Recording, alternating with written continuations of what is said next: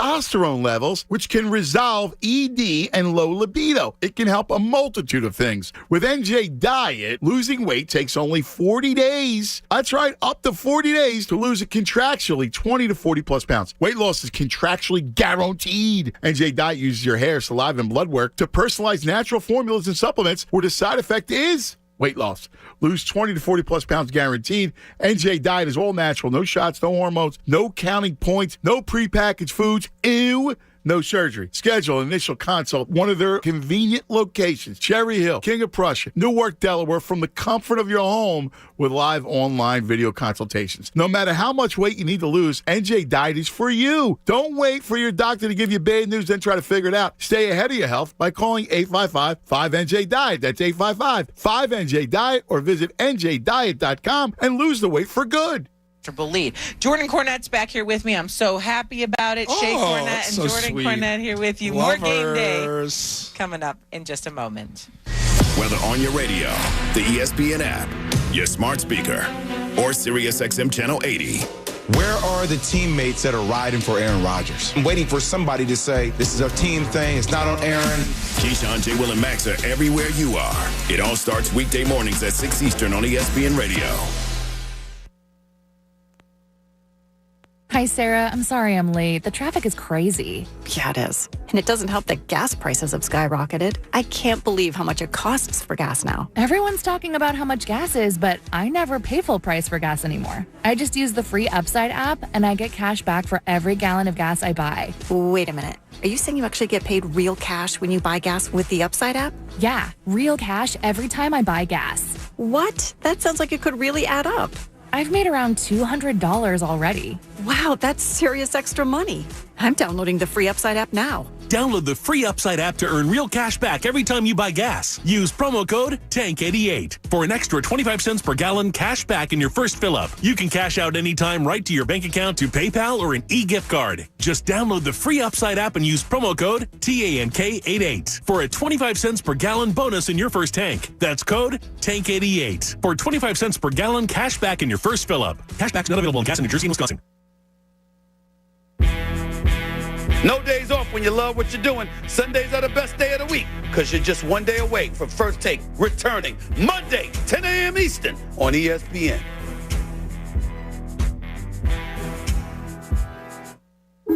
Keyshawn, J. Will, and Max. Mike Reese, ESPN Patriots reporter, is with us now. Good morning, first of all. Yeah, good morning. It's cold out here outside Gillette Stadium. Yes, Mike is always outside Gillette Stadium, whether we're on TV or not.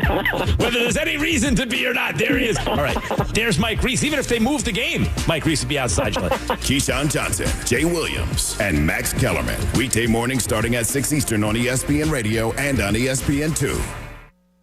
Coming up Monday on Kenny and Carlin, we'll recap a busy Week 11 around the National Football League and get you set for an NFC West matchup on Monday night. That's Monday, Kenny and Carlin, 3 p.m. Eastern on ESPN Radio and on the ESPN app. We go beyond. Experience the movie of that you will remember forever. Show them who we are. Critics are raving about Black Panther Wakanda Forever. The Hollywood Reporter calls it suspenseful and exhilarating. Only the most broken people. WPEN Burlington, Philadelphia. A Beasley Media Group station. Home of the most entertaining sports talk in Philadelphia. 97.5 The Fanatic. Philadelphia.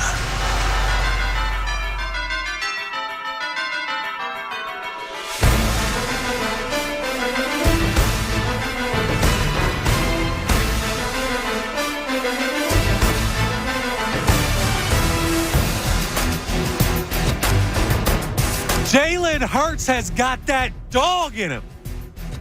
97.5 Eagles postgame. Connor Thomas, Tom Alvord here with you. And the Philadelphia Eagles move to 9-1 on this season. They have won 7 straight road games, the longest streak in the NFL. Was it the prettiest game? No. Was that Colts defense better than I think a lot of people gave them credit for coming into this? Yes. Were the Eagles kind of anemic on offensive points? Absolutely. All that matters is the final score of 17-16. Jalen Hurts, a game-winning drive.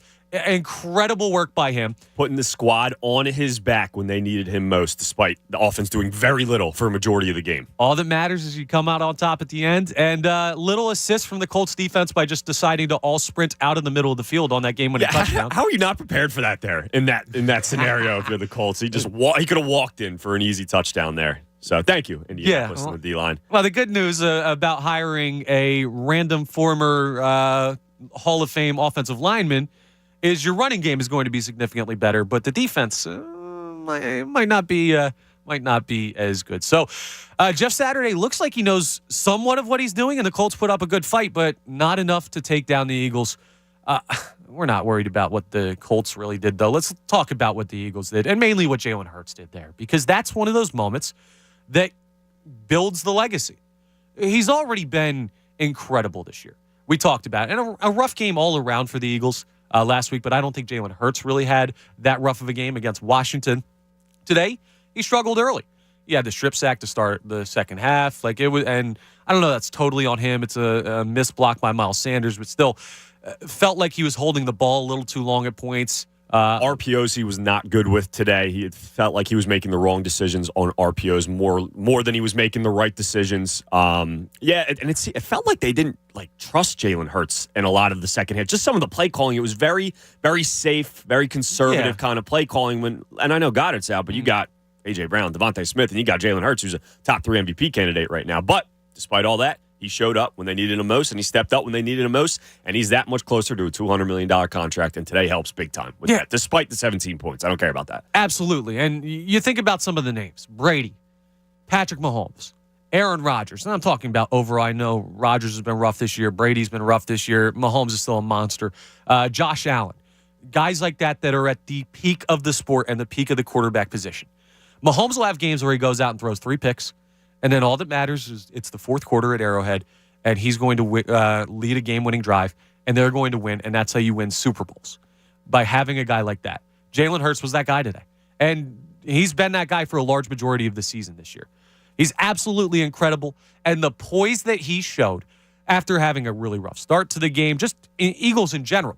The defense, actually, and we'll talk about this, plenty of stuff to get into. And 610-632-0975 is how you get in to Eagles postgame coverage with myself and Tom Alvord. And we will hear from Jalen Hurts. We will hear from Nick Sirianni. We will hear from Tim McManus. We have all the bells and whistles, per usual, here on 97.5 The Fanatic as we recap the Eagles' 9th win of the season. But going back to that Jalen Hurts point, all that matters is having that poise and the opportunity that you're given the end of the game. Now, not to reopen the wound of Monday night, but when you look at that, you can't help but think that Taylor Heineke personal foul call that prevented Jalen Hurts from getting the ball back there played a huge part in restricting Hurts from doing what he just did last week at home in primetime. This makes me feel uber confident that if Hurts had gotten the ball back there, the Eagles win that game and they're still undefeated. But hey, that didn't happen.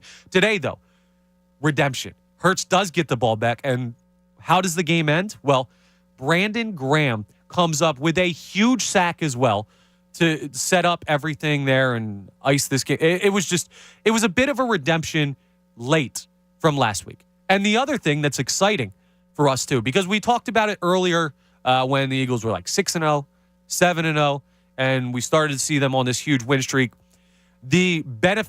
One of the benefits of having an undefeated or a really good football team, right now a 1-loss, a 9-1 football team, is you can nitpick at things that they didn't do well in a fun fashion because they won. And today we are back to your regularly scheduled Eagles programming, which is yet another win on the season. Yeah, Jalen Hurts just helped a ton of people's sanity in and around the city of Philadelphia, because we'd be having a completely different post-game show if they ended up dropping this game. We'd have a completely different week leading up to the Packers next Sunday night. But he stepped up, and despite them playing, honestly, this game was ugly in all facets, other than Jonathan Gannon and the defense. Honestly, Jonathan Gannon, we ripped him up and down last week, as we should have, because that game against Commanders was dreadful. The defense, other than the first drive of the game where they just run down your throats, was really, really good today. The defense, you called it on the last drive of the game. He dials up a blitz there, something that we didn't see a ton last week at all. Well-timed blitz by TJ Edwards, I believe you said it was. Big props to Jonathan Gannon today. He stepped up. And listen, you're going against a guy like Matt Ryan, and I think Matt Ryan's absolutely cooked, but you have to go out there and you have to step up in those moments, make the right play calls in those moments, and they did that today. They couldn't do it against Taylor Heineke. He's not very good either, despite Matt Ryan being the quarterback. You have to step up and you have to take care of business, and that's what Jonathan Gannon and the Eagles defense did. But this is just an ugly game all around. I thought the play calling was poor. A brutal fumble from A.J. Brown in a huge situation after having a brutal fumble from another wide receiver just less than a week ago. But despite all that, despite you maybe playing a D-plus kind of game today, you find a way to win, and your quarterback, your franchise quarterback, steps up in the absolute biggest moment of the game. You could argue. Wait. Can you back up a couple words real quick? We'll get to the point you're about to make. Okay. What'd you just call Jalen Hurts? What I say? Franchise quarterback? You're damn right he is. That's what he is. You're damn right he is. I had more questions than a lot of people in the city about Jalen Hurts coming into this season. And you can look at the stats and go, oh, he didn't even throw for 200 yards. They scored 17 points. No, not every NFL game is going to be a beautiful shootout type of game where they're putting up 30 points every single night. No, this is the NFL. Despite all the nonsense I think the front office, that the Indianapolis Colts front office has inside of it, despite Jeff Saturday maybe not knowing what he's doing, it's obvious this team was playing with a little bit of life. The Indianapolis Colts, it's obvious they bought into Jeff Saturday at least 2 weeks in. That's still a really, really good defense, the Indianapolis Colts defense. So you're going to win ugly games. You're going to have to find a way to win ugly games in the NFL, and that's what Jalen Hurts did. We see it from Patrick Mahomes. We see Josh Allen win ugly games. Not every game is going to be an A-plus beautiful game where you're putting up 35 points. It's finding a way to win when it comes down to it, and that's what Jalen Hurts did. Put the team on his back. That throw to Quez Watkins was an absolute beautiful throw. Making plays with his legs, something that he wasn't really doing the past 5 weeks of the season. He was rushing a ton early in the season. I think they stepped back on that a little bit and hey, we don't want you taking as many hits. Today, they needed him to make those runs. They needed him to take those hits. He ends up finishing with 16 rushes, 86 yards on the ground, and a touchdown. He's your leading rusher. He found a way to win. He made plays when plays needed to be made, and that's what franchise quarterbacks do. And through, 10 games and 11 weeks of the season, I'm confident to say right now, if he keeps his pace up, Jalen Hurts is your franchise quarterback for the next 5 years plus, hopefully, and he's getting a $40 million plus a year, probably a $200 million contract. Got to keep it up. Great sign today from Jalen Hurts to step up in that situation. Yeah, lock this man down. Make him your franchise quarterback. I can't say I have nothing left to see from Jalen Hurts, right? Because you're 10 games into a 17-game season. There's still a lot of season left. There is. There's nothing. He has to continue to do stuff. And I guess the one last thing to prove is something that we're going to see come January, which is, hey, how does he play come playoffs? But as far as regular season football is concerned, Jalen Hurts has nothing left to prove to me that he is the franchise quarterback of this team. I don't know what more you could want to see before you believe that this guy's the guy in the regular season sphere, in that arena. Now, we will go ahead and see how the rest of the season plays out. We will look forward to the playoffs. As a 9-1 football team, you're going to continue to fight for the number one seed in the NFC. Now, Dallas plays Minnesota, an interesting game today, so there's other stuff going on. Giants lost today, so they dropped down, and that's big. Another loss in the loss column for them. Yeah, but, the story of this game is Jonathan Gannon made huge adjustments defensively. Tip my bucket hat that I'm wearing here, which you can see, by the way, we are on YouTube, 97.5 The Fanatic. Tom and I rocking some throwback Eagles gear today. So shout out to Haley Taylor as well, running the YouTube. Absolutely. But, no, it's the Jonathan Gannon adjustment game, which was huge. I'm not a huge Jonathan Gannon guy, believe it or not. If you caught last week's post game, I think you nobody was after last week. You gathered that. Not nobody was. Well, there was not many of them out there after last week's game. I'll say that. You're absolutely correct, and rightfully so, because I think his game plan against Taylor Heineke and the Washington Commanders was dog doo-doo. And today, it was great. Yep. And also, you saw an in-game adjustment, which was nice because, and maybe it was a settling in, but what Jonathan Taylor did the first drive, quick touchdown for the Colts, kind of ran all over the Eagles. And you see it and you're like, oh, here we go again. Jonathan Taylor's going to go for 200 yards and 3 scores today because the Eagles can't play run defense. And then they make the adjustment and they settle in. And listen to his final line from Jonathan Taylor, 22 attempts for 84 yards with a touchdown. If you look at that as a regular NFL running back, it's a solid day. If you look at it as Jonathan Taylor and what this Eagles running defense has been recently, That's a really damn good effort. Well, and not to mention, he had, 40 yards rushing on the first drive of the game? Yeah. So after that, you completely shut him down as much as you can when it comes to a guy like Jonathan Gannon. You're getting 4 sacks today as well. I think the D-line played very well. Linval Joseph and Ndamukong Suh. How about them having the joint sack together? Sack. That's that awesome. was awesome. Awesome in that situation. So, yeah, really good bounce back from the Eagles defense and the defensive line in general. Jonathan Gannon. And listen, if you drop this is a huge game. I can't understate this enough. I know it's the Colts. I know they're a mess. I know it's Matt Ryan. This is a huge win from the Eagles. I don't care how ugly it was. If you drop 2 straight going in to play the Packers Sunday night next week and then the Tennessee Titans following that, you could potentially be looking at 4 straight losses. You got the team feeling better about themselves. You got the city feeling better. A lot of confidence going around. So I don't care how ugly it was. I don't care that it was a D-plus game. There's things to worry about. Listen, that offense looked awful through 3 quarters, and I love Dallas Goedert. He's a great player, but it felt like this entire offense just fell apart without Goedert. You're going to miss him for a couple more weeks now. There's stuff to critique, and we're going to do that, but when it comes down to it, you got to win when you needed it most. Big bounce-back win by them, and great drive and a great end of the game by Jalen Hurts, your starting quarterback. Listen, you said it. We'll continue to say it. And once we get over this initial shot of adrenaline that we come on the air with, and we'll take adrenaline from you guys on the phones too. 610-632-0975 is how you jump in. Bring the energy today. You have a 9-1 football team. You have the best road football team in the NFL by record. They've won the last 7 road games. That's the best in the NFL. That's really tough to do. I don't care how good you are. I don't care who you're going on the road to face. That's a tough task. And they're really good at home. I mean, when you're 9-1, you're really good everywhere. Yes. But at points during this postgame show, and we'll settle into it, we will get a little nitpicky with the penalties, with the issues offensively, the lack of excitement in the game call. Kenny Gainwell and Boston Scott getting big carries in high leverage situations. I didn't understand that at all. I didn't love the play calling. The fumble by A.J. Brown. That can't happen. He's got to learn from that. I think he does. He's too good of a player. He's too talented of a player. I don't think we see that happen again, but that could have been absolutely brutal for you. There's things to critique, absolutely. But for the most part, you're right, when the adrenaline starts to go down a little bit, we'll get into it a little bit more. We're here till 7 o'clock. We got a long ways to go, but feeling really good about that W, and you should be out there as well. Just win, baby, win. That's it. That's all you got to do in the NFL, and it's a tall task some weeks. This week, it was a tall task for the Eagles to win that game, whether you place it on them making a tougher road than it should have been against a team in the Indianapolis Colts that is only a 4-win football team to this point. But, hey, they're playing hard for Jeff Saturday. I wouldn't be surprised to see that team make a late push in the regular season to try and make some noise over in the AFC South. But that's something that you can hang your hat on, a really solid road win when you look at the result. And that's all that really matters to Jalen Hurts and Nick Sirianni and those guys, because we know they're going to go back to work. They're going to try and make the adjustments. They're going to try and learn from this.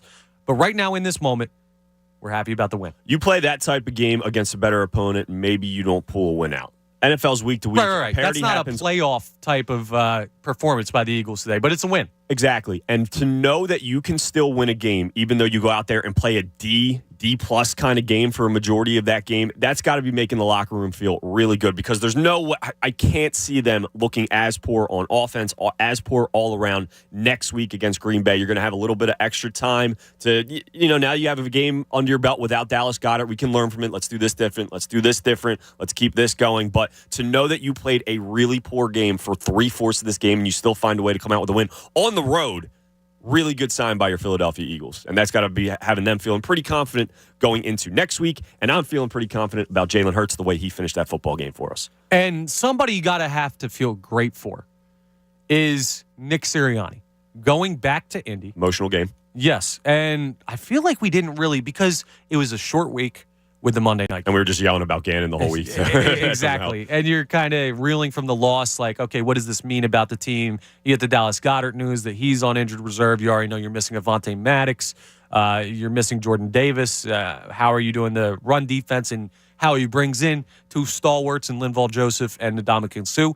These are all the storylines. And we very rarely mentioned, hey, Nick Sirianni's going back to Indy. This is a charged up, emotional opportunity for him. So you got to feel good for him to get the win there. Just all around the result, we're going to feel very, very good about when we look at the record on Monday morning. And sorry, one more quick thing before I forget, because I wanted to say this. Shout out to the tackling down the stretch. We saw missed tackles big time a lot this season from the Philadelphia Eagles. When you needed it most, they were wrapping up. They finished tackles when they absolutely needed to against a guy like Jonathan Taylor in some instances too. Great tackling down the stretch. Something that might go under the radar a little bit. That's not the number one thing you're thinking about. But every time I'm just waiting for, a Colts player towards the end of that game to break off a big one, to break a tackle, have a missed tackle in a certain situation. No, they wrapped up and they made tackles in huge moments. Can't be underlooked there, because that was huge. Great job by the defense as a whole today. It really was. It was a great job by the defense today. Yeah, we were talking about it throughout the course of the game, right? Because we always come in here, we get in at halftime, and we settle in, we watch the second half here, and then we jump right on air. So we watch the first half on our own. We catch up with each other at halftime. Tom and I do, and then we jump on, and we obviously watch the second half and have our commentary. Yelling and screaming. A lot of which cannot be said on air. We get all the words that the FCC doesn't like out before we jump on the microphones here. But first half, it was kind of like, who's the best player on the field right now? Kind of looked like TJ Edwards. And then start of the second half, it's like, is it Chauncey Gardner-Johnson?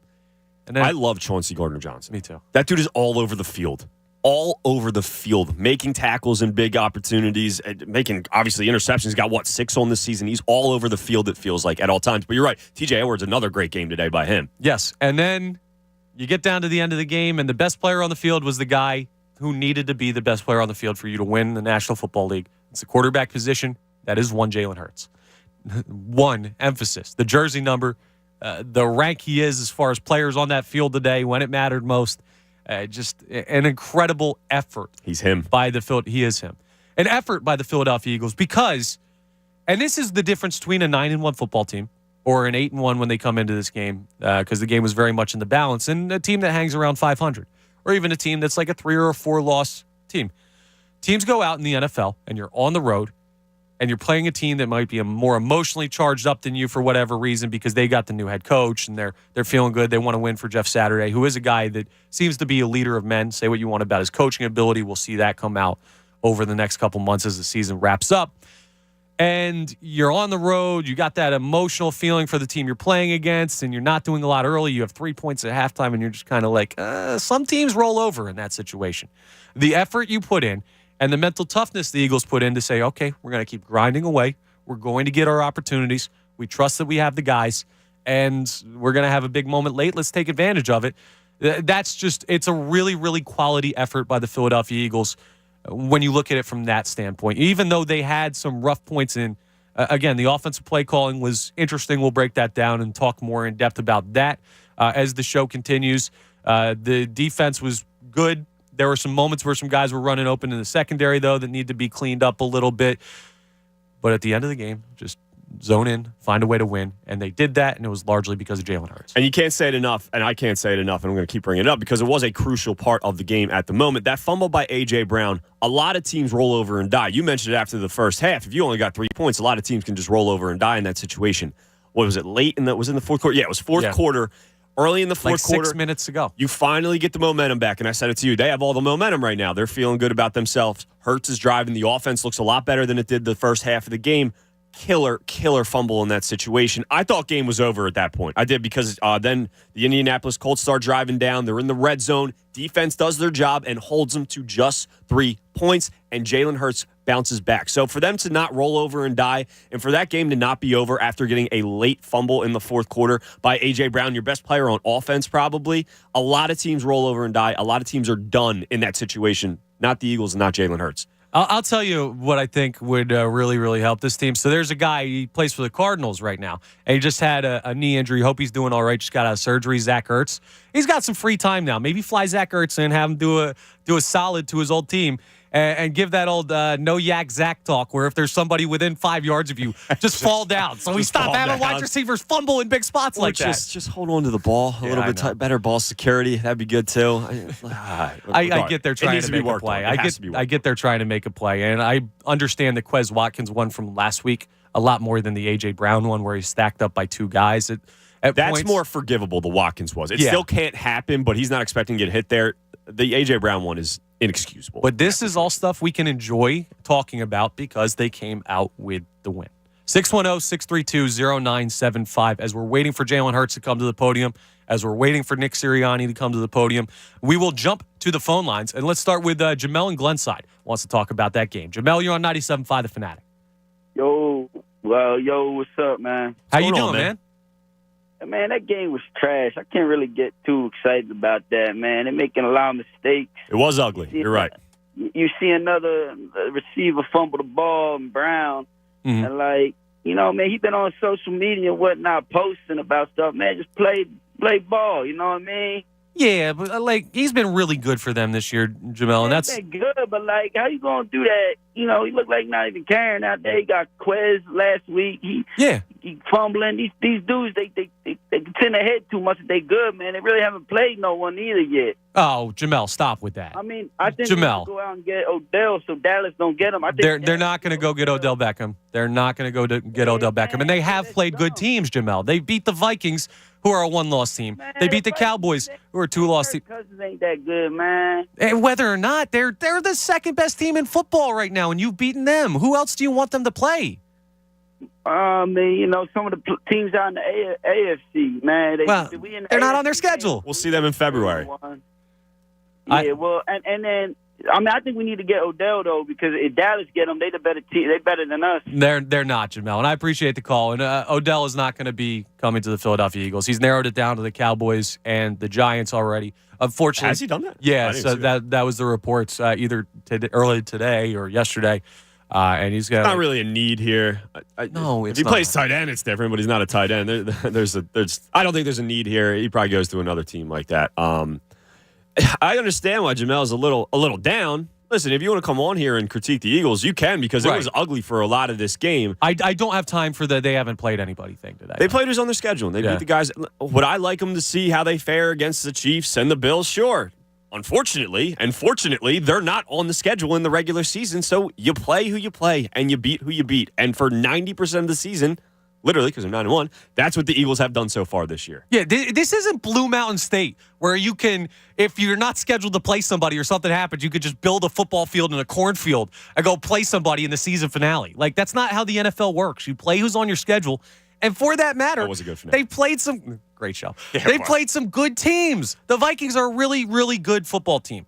The Cowboys are a solid football team. I'm not getting caught up on that. You're going to get the Packers. The Packers, I don't care about their record. That's still Aaron Rodgers. It's Rodgers. That's going to be a good game. That's a game that is going to be a tough game. Ayahuasca or not, that dude can ball. The Tennessee Titans have won 7 straight games, I believe. You have Derrick Henry going against this run defense potentially. You're going to learn a lot. I don't care if the Giants lost today. Their record might be a little bit fluky. I still think that's a good football team. You see them twice. You see the Dallas Cowboys with Dak Prescott. Justin Fields has that Bears team looking a lot better than they are. So, yeah, it's not the Bills. It's not the Chiefs. But you are going to get better opponents down the stretch, and we're going to learn a lot about the Eagles going forward. But so far, through 10 games, you've played who you've played, and you've beaten who you've beaten, and they've done it more times than not. Absolutely. That's all you can ask for. You have beaten every single team that you've played this year because you beat Washington in the first game. So even though you haven't lost to Washington, technically, that's how I'm going to spin zone this one. You like that? Yeah. Here we go. I'm going to tweet that one out in a little bit. But I get the being a little upset with the ball security. The offense didn't look great for a lot of the game today. We can absolutely have those critiques. I just jumped on Jamel because I don't like they haven't played anybody conversation, especially following a tough road win like that. I want to celebrate a little bit if that's all right with all you out there. It's hard to win in the NFL. It is hard to win in the NFL on the road, too. It is a very week-to-week, parity-filled league. It is hard to win. You have to find ways to win. Not every game is going to be an A-plus game. You win ugly games. Good teams win ugly games, and that's what the Eagles did today. Ugly game for majority, but you found a way to win. Yes, there's going to be critiques, but you got the win, and that's all that matters right here at 423 on a Sunday. Absolutely correct. 610-632-0975. So much still to come on Eagles postgame coverage. It's Connor Thomas and Tom Alvord. We're on YouTube as well. Go ahead and check us out over there if you want to watch the show. Haley doing a great job back there. We're going to take a quick break, and we'll be right back with you here on 97.5 The Fanatic.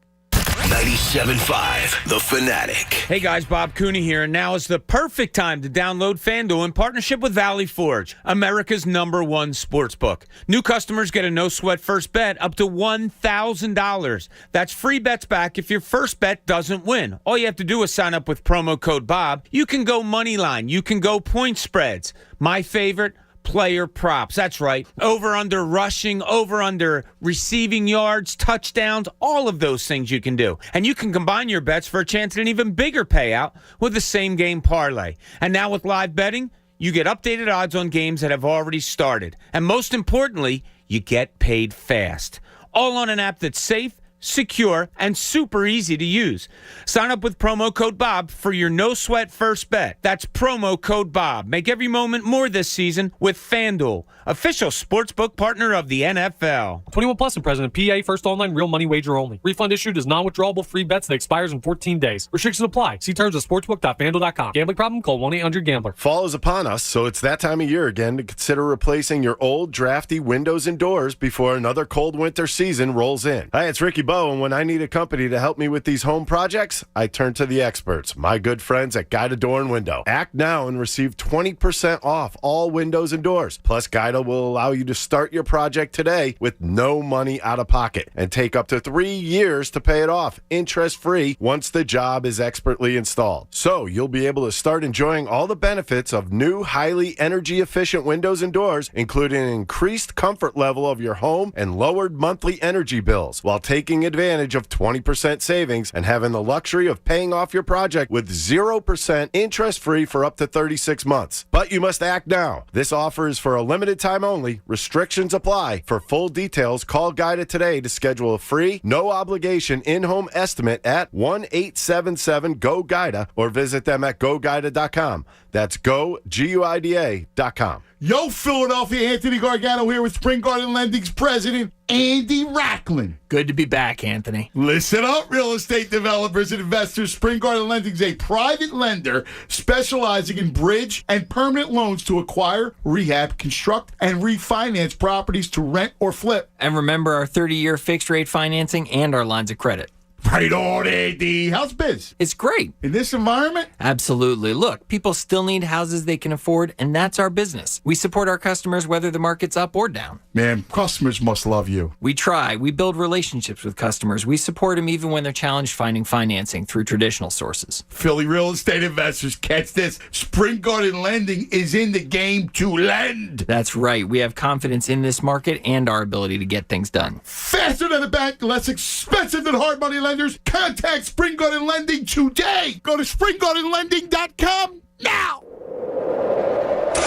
Hey, it's cause I hate to say it, but winter's coming. So don't worry. Do what I did and be prepared with an Aaron's, the king of snow. Every Aaron's two-stage snow throw is handcrafted in the USA with powerful engines that won't bog down in any condition. I love my Aaron's snow thrower, especially when I need it most to get me cleared out and on the road fast. Aaron's builds the toughest machines for the worst conditions with a model to fit every need. Throw back when old man winter dishes out with an Aaron's, the king of snow. Visit your local independent Aaron's dealer today. Drexel basketball is here. Join fans from across Philly as our men's and women's teams host Division I rivals from around the country, right here on Market Street in the Daskalakis Athletic Center, which we call the DAC.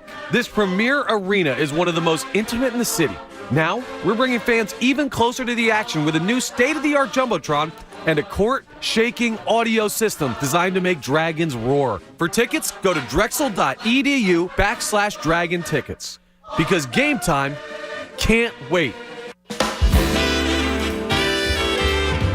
Outside, the temperature is falling. But inside, it's all warm vibes. With our favorite toasts and traditions at Fine Wine and Good Spirits. Sidecars and sweaters. Fireball and fireplaces. Save $5 on Stoli Vodka and $3 on Fireball Cinnamon Whiskey, both in 1.75-liter bottles. Offers end November 27th, 2022. Please enjoy responsibly. Does your truck need more traction? SUV need new shoes? Well, the timing couldn't be better because the annual super sale at CJ's Tire and Automotive is here. Right now, get an incredible deal on hand-cooked Dynapro Light truck tires, designed for durability and traction mile after mile. And with CJ's super low prices, there's no better time to land yourself a new set. Hurry, CJ's super sale ends Wednesday, November 23rd. Get all the details at cjtire.com. CJ's Tire and Automotive. We're ready when you are. Yeah, we're replacing the carpets too, so don't worry about that. No fresh powder yet, but Dan's ski lodge has an avalanche of projects. Those 4 rooms are getting hot tubs. He needs a staff engineer to navigate a flurry of new requests. And all of those will be fully ADA accessible. Indeed can help him hire great people fast. I need Indeed. Indeed you do. You can schedule and conduct virtual interviews all from your employer dashboard.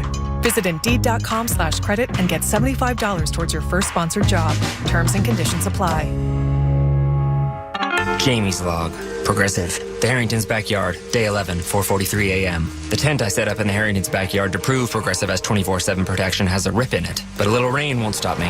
Mrs. Harrington said she totally understands 24/7 protection means 24/7. Gonna stay a few more days to make sure. It's hailing now. That's fun.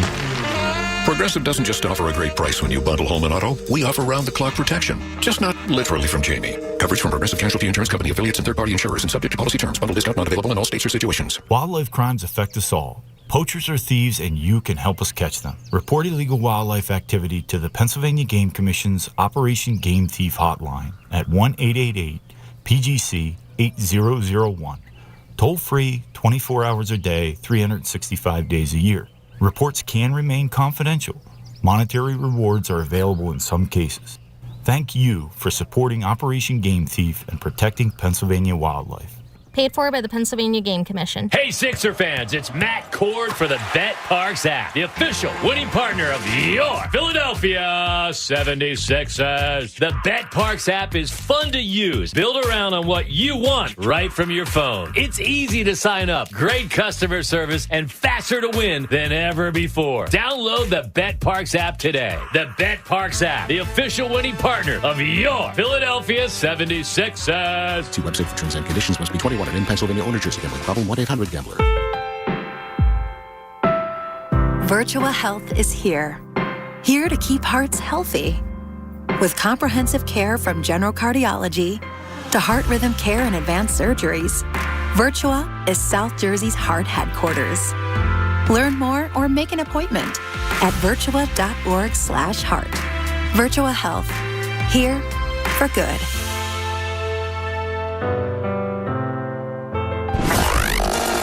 Listen to 97.5 The Fanatic everywhere. On Alexa at 975thefanatic.com, the Fanatic app, and now on Odyssey.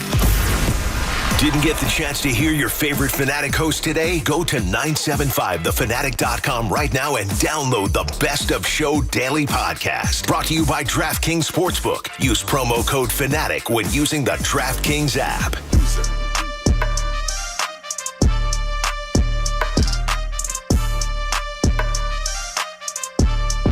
Is 4:31 here at 97.5 The Fanatic. Eagles post-game coverage. Connor Thomas Alvord. And we are reacting to a sloppy, ugly, wonderful, beautiful, hard-fought, great effort Philadelphia Eagles win on the road in Indianapolis. 9-1. Key word there. Philadelphia Eagles. Win. Win. You got it done. And that's all that matters right now. You got it done. When we look back on the season, the end of the year, we're not going to look at the 17-16. We're not going to look at the box score. All we're going to look at is the W. And that's what you did. You got it done today. Speaking of looking back real quick, off the top of your head, do you know what the Eagles' win total closed at this year? It was 9.5, right? It was 9.5. Yeah. And through 10 games, the Eagles are 1 game away from cashing that over. So my 10-7 prediction doesn't look too good this season. You never know. They could lose 6 straight. All right. I'm not putting that into the They're not going to lose 6 straight. And, 10-7 might have undersold them by just a little bit. But if you have the over like me on that 9.5, hey, great call by you out there. Good That's job. Some good sports gambling. I'm sure you're not the only one. Please bet responsibly. Now, we do have Nick Sirianni coming to the podium in just a second. Emotional after the win. May some tears even shed. Looked like he was tearing up a little bit. We talked about it was his return to Indianapolis. So a big moment for him, and he is a guy that is very emotionally charged. So very interested to hear what Nick Sirianni has to say after that. Let's go to the head coach and hear his comments from Indianapolis following the win.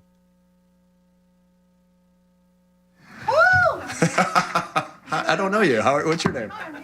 Nice to see you. You did really great today. I want you to come out. Oh man, that was a great win.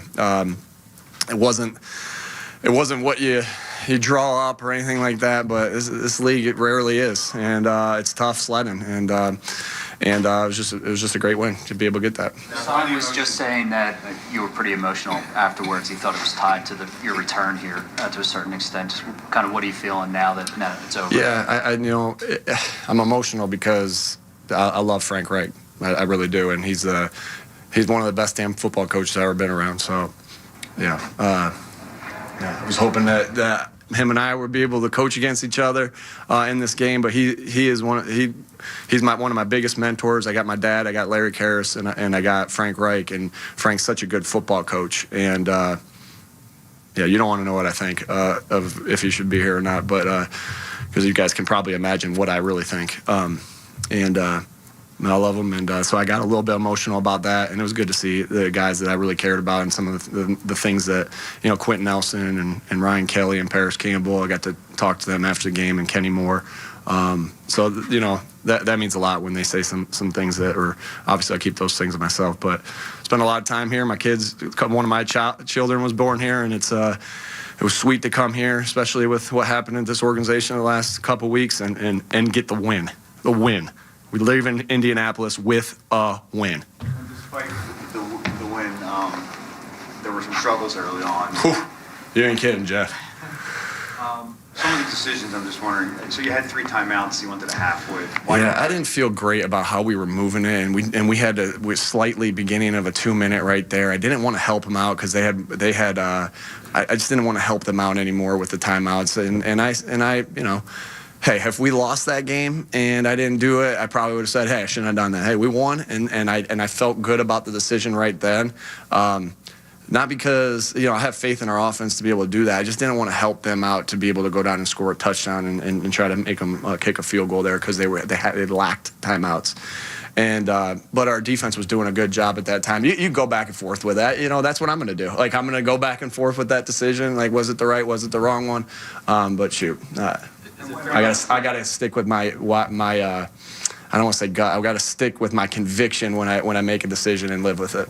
Not always there are they going to be right. In the 4th and 10 from the 39, you passed up to 37. Yeah, with where we were right now, it's about Did I feel great about kicking that right there? I didn't, and I wanted to see if we could get the first down right there, and we didn't. And man, I can't say enough good things about Gus Bradley and his defense and the way that guy always gets his players to play for him. Always, Gus always gets his players. I was with him in San Diego, as you guys know, and he always gets his players to play for him. And they always have, they always do a good job on defense. So they stopped us there. And again, I have to stick with the decision I made. Hindsight, do I kick it? Yeah, maybe it didn't work for this one. Is it fair to say you simplified things offensively in the second half? Yeah. We got to what we felt was working at the time.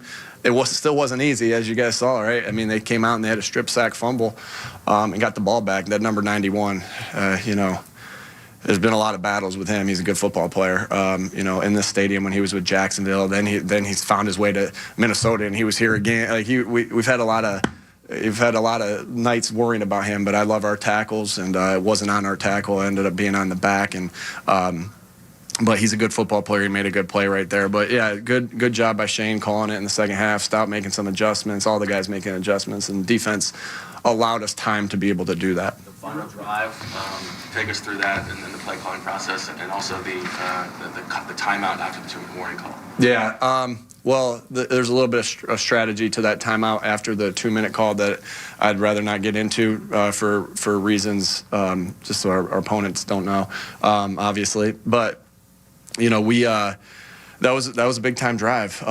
Miles Sanders looked at me and said, hey, I'm on the teach tape because, when we talk about if you're behind the defense, right? If you're behind the defense and you're running and the ball's a little underthrown because Jalen had to really heave it, that plant your right foot in the ground and come back to and kind of make sure that you're either coming back to the football, jumping through the football, and he did exactly that. And like you don't think that Miles is gonna be on the go route off of a scramble on that, like because these conversations are happening, and that's why, I love the process because the running backs and the receivers and the tight ends and the quarterbacks are all sitting in together with the pass installs and the pass meetings, and there's always in my head like, hey, should we let the backs go here? This doesn't. But shoot, it worked out for us today that he soaked up a coaching point and played it to perfection, right? If we can give all the coaching points we want, but like these players are the ones that got to go out there and execute it. And so he said to me a couple times after the game, he's like, "I make the teach tape." I said, "You're damn right, you made the teach tape." Forevermore we'll be able to show Miles Sanders how to play a deep ball if it's underthrown, because you got to try to put your guys in every position like that. But Miles, man, he went up and that was a huge play. I'm talking a lot, I know. Go ahead. I hate to interrupt, but you really leaned on Hurts there on that last try, that 4th and 2 quarterback draw, and then the thing just opened up wide on the 3rd and 7 there, 3rd and goal. Was there something you saw on calling that play? Yeah, obviously you go through the process all week and figure out what they're doing, and not only in the red zone, in the tight red zone, in the low red zone, in the high red zone, and 2-minute, what their gotta-have-it calls are, where they're going to play. You try to put yourself in every single position you possibly can, and so and then you put the ball in your players' hands that you trust to make the plays at that time. I think you keep seeing it that like when we need a drive, when we need some points, when we need, you can always lean on our offensive line, right? You can always lean on him. And then Jalen's special with the ball in his hands, and he made, man, that thing opened up. I was looking at the play. And then I kind of looked over at Kevin, and Kevin Petula was going crazy, and because I kind of put my head down just for a second with what happened on that. And then, he executed, and we scored, and it was pretty sweet. But we knew we had to get a stop, and man, those defensive ends earn the right to pass rush in that scenario.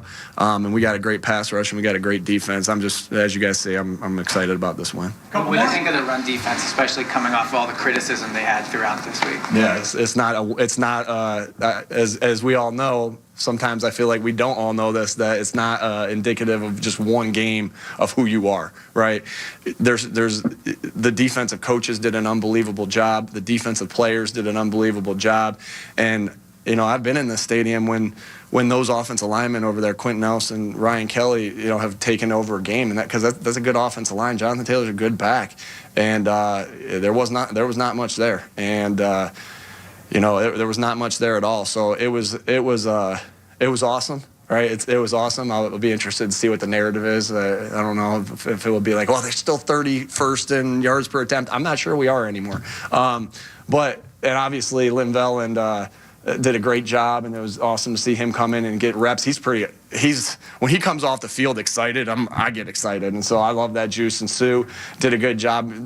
Tracy Rocker, our defensive line coach, to get those guys ready to play in that short amount of time is a tribute to Coach Rocker, and a tribute to Sue, and a tribute to Linval that they were able to do it. And that's, and obviously so appreciative to Howie and his staff for getting those guys in here. And they went out there and they just played. I can't wait to see what their grades were. I'm imagining they were pretty good. But yeah, when they come off the field, that's exciting. Last one, guys. Like this important for a team to build toughness. Yeah, I think so. Any win, you take it any way you can get it in this league, especially on the road. We clawed, we scratched, we fought, and we kept going, and we were winning it, and we won at the end. And so I think anytime your back's against the wall, right, and you respond, at all levels, offense, defense, special teams. Yeah, it feels pretty sweet, and it builds, right? And you can build from anything, right? I think there was a great Kobe Bryant. He would always talk about, how his process after a game and how you could build on everything, and that's just, he was awesome. And you can build on everything. You would rather build off of a win, but when your back's against the wall like our guys were today, and and you fight and claw and scratch, anything you got to do to win that game, that's pretty sweet, and that brings those guys closer and closer. Hey, I'd love to win by more than that, obviously, but we had our back against the wall, and we came out swinging, and we got the win. All right, thanks, Coach. Thanks. There he is, head coach Nick Sirianni, after an emotional win. You know what? I didn't even realize until I heard him talk right there how emotional this must have been for him. And we have differing opinions on a little bit, Tom, because we were talking while he was speaking. It seemed to me like he's like, man, Jeff Saturday shouldn't be there coaching the Colts right now. It should be Frank Reich. Well, yeah, It seemed like he was upset that like Saturday is their coaching. So I don't think he really cares who the head coach. I'm sure he doesn't love how it all went down, but I think he's just more angry that it's not Frank Reich coaching. I don't think he really. It's like he has a vendetta against Jeff Saturday. Does he deserve that job? Probably not. But I think he's more mad at the fact that Frank Reich is not out there. Very feisty, Nick Sirianni, when it came to the Frank Reich conversation. Yeah, and I love that. That's a guy that you want on your team and in your corner. A guy that. Like, it'd be easy for a coach to be like, okay, well, I love this guy. He was my mentor. He got fired. That's tough. I'm working on my season. I feel for him. I've talked to him. He's getting a tough draw, but hey, we're taking care of business. It's just another football game for us. But for him to be that emotionally charged up, like, it shows why people play for Nick Sirianni. Sure, absolutely. It shows why it's easy to root for that guy. It's easy to play for that guy. Yes. And he keeps things. He remembers things. He cares about the people he works with. I love that. Off the football field, like just in the day-to-day, what we just heard about how fired up Nick Sirianni is about Frank Reich not having a job in a team that he's no longer a part of, that is one of the emotional points that makes you understand why Nick Sirianni is as good at coaching in the NFL as he is. I look around the league, and actually, I'll say this. So the craziest thing to me is the Indianapolis Colts benching Matt Ryan when Frank Reich's there because they don't want to give up the draft pick, because I think if he plays a certain amount of snaps, they have to give up an extra draft pick or whatever it is, or it turns into a third instead of a fourth. I forget what it is exactly. I don't really care. But then you tell Frank Reich, you can't use the most talented quarterback here. You fire him, hire an ESPN analyst, and they go, oh, yeah, you can have him now. That's cool. Like, what? Jim Irsay, like, what are you doing? And when it comes to that, I look at the Eagles, and I look at the leadership that this team has. Now, not necessarily talking about the owner in this instance, but I see the leadership from Nick Sirianni, from Jalen Hurts, some of the veterans on this team like Fletcher Cox and Jason Kelsey. And it's nice to know, and it feels good, gives me confidence that the Eagles have such high leadership on this team, on the field and off the field. Such great leadership, and that goes ways when it comes to the NFL, especially come playoff time.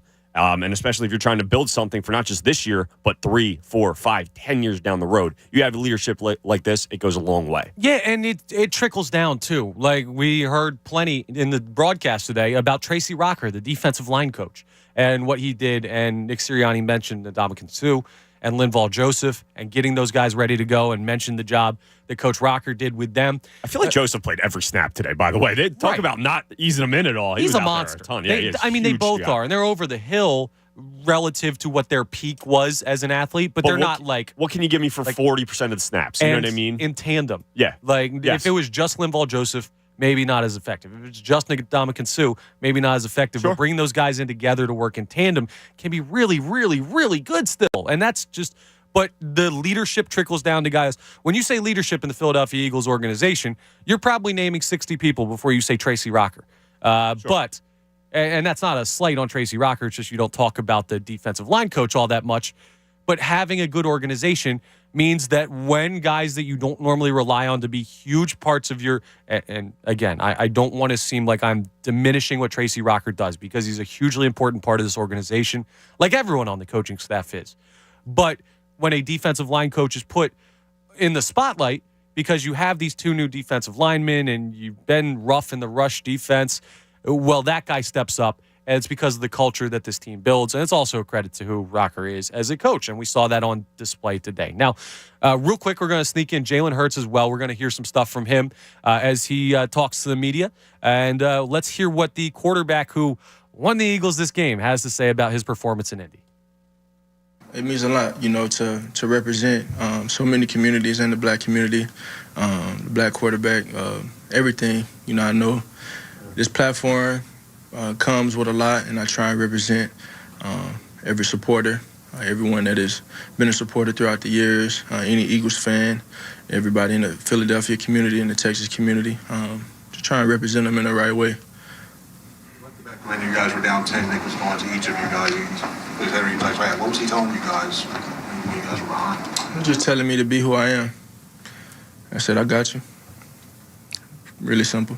DJ, you said you had a sense of calmness, even joking around. Did you kind of get a sense, your demeanor to the guys, that you guys were going to be in a position to come back and win this thing? I feel like there's never a doubt. I feel like there was never a doubt.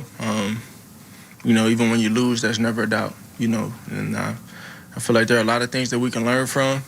As always, a ton of things that we can learn from, and you know, I think it's a special feeling because, you know, I look back at, you know, after every game and I assess it honestly about what could we have done better to put ourselves in a better position. Not to win, of course to win, but to play to the standard that we strive to. We put a lot of work in every day. We put so much work in every day to try and play this game a certain type of way. And perfection is something that will never be caught. But why not chase it? Why not chase the standard? Why not chase that golden standard of doing stuff the right way, executing with the right details, having the right fundamentals? That's something that we chase every day. So, you know, we never wavered, I think, throughout the game. Again, there were things that did not go our way in terms of our execution, and we put ourselves in a bad position. But, you know, we were never out of the fight, and we never there was never any doubt because of the belief we have in one another,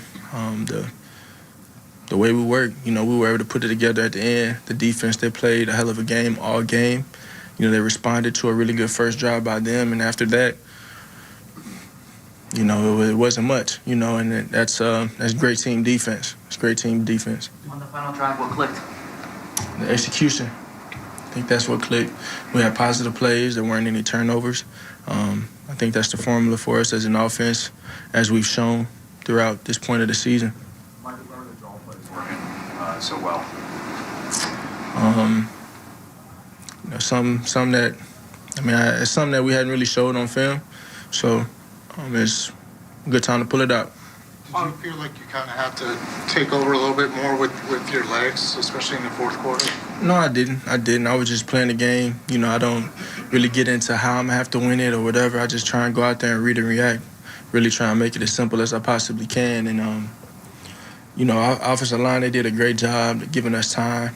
Receivers made plays when we needed them, you know, and we were able to find a way to win in the end of the game. And that's no one individual doing that.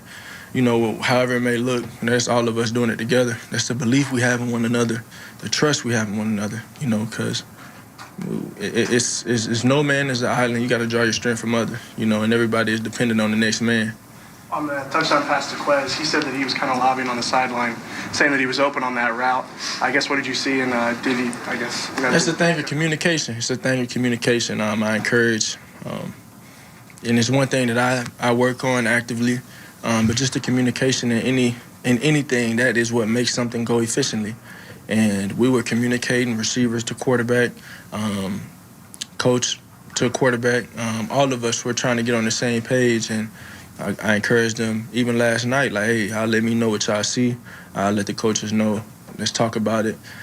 Let's get on the same page so we can go out there and execute. And we did that, you know, we did that. Was it the level that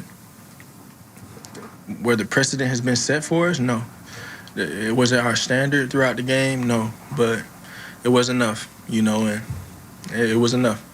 Well, there it is from Jalen Hurts. We're going to jump out there because I believe that's the seminal answer of that press availability for the young Eagles franchise quarterback. It was enough. That's the key. Was it up to their standard? No.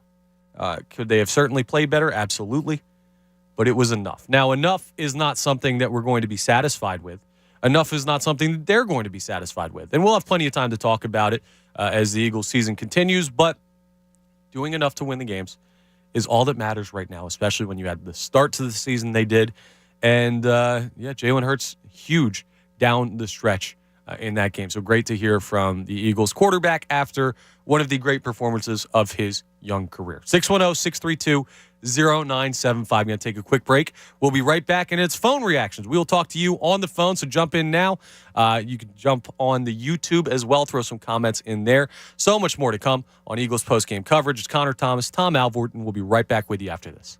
97.5 The Fanatic. Hey, Sixer fans, it's Matt Cord for the Bet Parks app, the official winning partner of your Philadelphia 76ers. The Bet Parks app is fun to use, built around on what you want right from your phone. It's easy to sign up, great customer service, and faster to win than ever before. Download the Bet Parks app today. The Bet Parks app, the official winning partner of your Philadelphia 76ers. See website for terms and conditions. Must be 21 and in Pennsylvania or New Jersey. Gambling problem? 1-800-GAMBLER. BetParks is all about football. The BetParks Sportsbook app hooks you up every weekend with special promos on college football Saturdays and pro football Sundays. Every Saturday, BetParks offers a special half the spread promo on one select college football game, and they cut the spread in half at the same odds. Every Sunday, BetParks presents the double the spread promo on one select pro football game and doubles the spread at the same odds. Check out details at the BetParks app, at BetParks on Twitter, or BetParks.com. Must be 21 and in Pennsylvania or New Jersey. Gambling problem? Call 1-800-GAMBLER.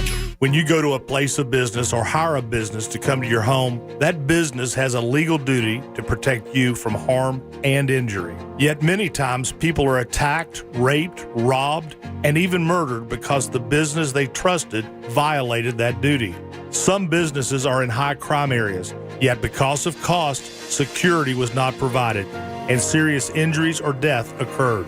Sometimes the lighting in a parking lot or other parts of the business is so dim or not lit at all so as to allow criminals to prey on that customer.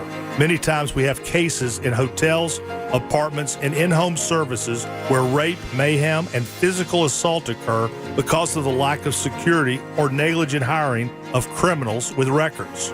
I'm John Morgan of Morgan & Morgan. Visit forthepeople.com or on your cell phone dial #law. That's all. Morgan & Morgan, America's largest injury law firm. forthepeople.com. If you run a small business, you need the most from every investment. That's why Comcast Business gives you more. Like more innovation with our new gig speed Wi-Fi, plus unlimited data. More speed from the largest, fastest, reliable network for small businesses. And more savings, up to 60% a year with Comcast Business Mobile. All from the company that powers more businesses than any other provider. When you need more, you need Comcast Business, powering possibilities. Get started with fast, reliable internet for only $49 a month for 12 months with no annual contract. Plus, take advantage of our special holiday offer by December 4th and ask how to get up to a $750 prepaid card with a qualifying bundle. Ends 1/1/2023. Restrictions apply. New Comcast Business 50 megabits per second internet customers only. EcoBill and autopay required. Equipment, taxes, and fees extra. And subject to change. Fanatic fan favorites.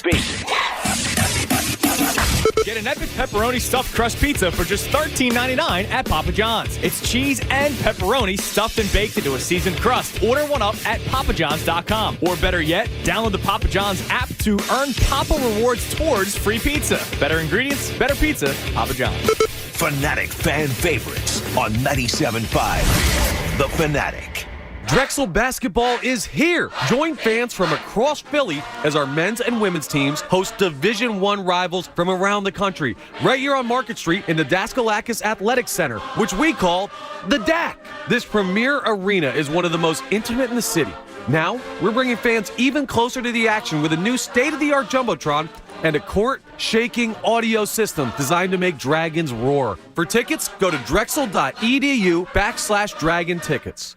Because game time can't wait. My friend and I are taking a trip to Mexico this year, but neither of us speak Spanish. So we downloaded Babbel and started learning Spanish fast. Want to start getting conversational in another language? In as little as 3 weeks, Babbel's quick 10-minute lessons were designed by language experts to be the most efficient and effective way to learn a new language. ¿Cómo te llamas? ¿Cómo te llamas? Babbel, language for life. Celebrating 10 million subscriptions sold. Now try Babbel for free at Babbel.com. That's BABBEL.com. Without the ones like you, who work tirelessly to keep things running, everything would suddenly stop. Hospitals, factories, schools, and power plants, they all depend on you. No matter the weather, emergency, or time of day, you're the ones who get it done. At Grainger, we're here for you 24/7 with supplies and solutions for every industry and access to product specialists ready to help. Call, click Grainger.com, or just stop by. Grainger, for the ones who get it done. Prescription products require an online consultation with a healthcare provider who will determine if a prescription is appropriate. Restrictions apply. See website for full details and important safety information. Subscription required. Hey guys, did you know there's a generic form of Viagra that works just the same but is 90% cheaper? And you can get it online? Go to 4hims.com/joy. At Hims, you'll get a free medical consultation and discreet shipping if prescribed. You'll love your results. To start your free online visit, go to 4hims.com/joy. That's FORHIMS.com/JOY. With more than 75 local businesses, you'll find something for everyone on your gift list at the Berlin Farmers Market. Shop a great selection of toys, sports, jewelry, clothes, video games and electronics, candy and sweets, and so much more, all under one roof. The Berlin Farmers Market is decorated for the holidays and open on Wednesday, November 23rd, Black Friday, Saturday, November 26th, and Sunday the 27th. For hours, info, directions, and more, visit BerlinFarmersMarket.com. Berlin Farmers Market. Shop, eat, enjoy local. Virtua Health is here. Here for women at every stage of life. From young adulthood to living longer and stronger, Virtua Health is by your side with care for your unique needs. To remind you that age is just a number when you're living your best life. Learn more at virtua.org/women. Virtua Health. Here for good.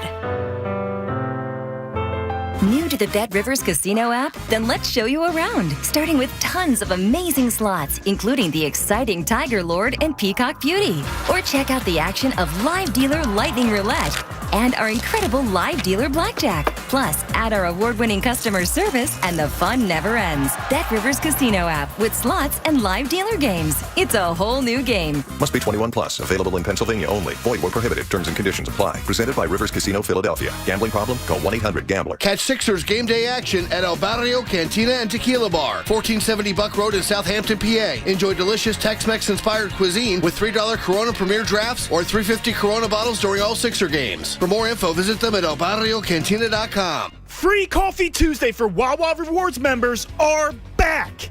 Every Tuesday, Wawa Rewards members get a free any size coffee.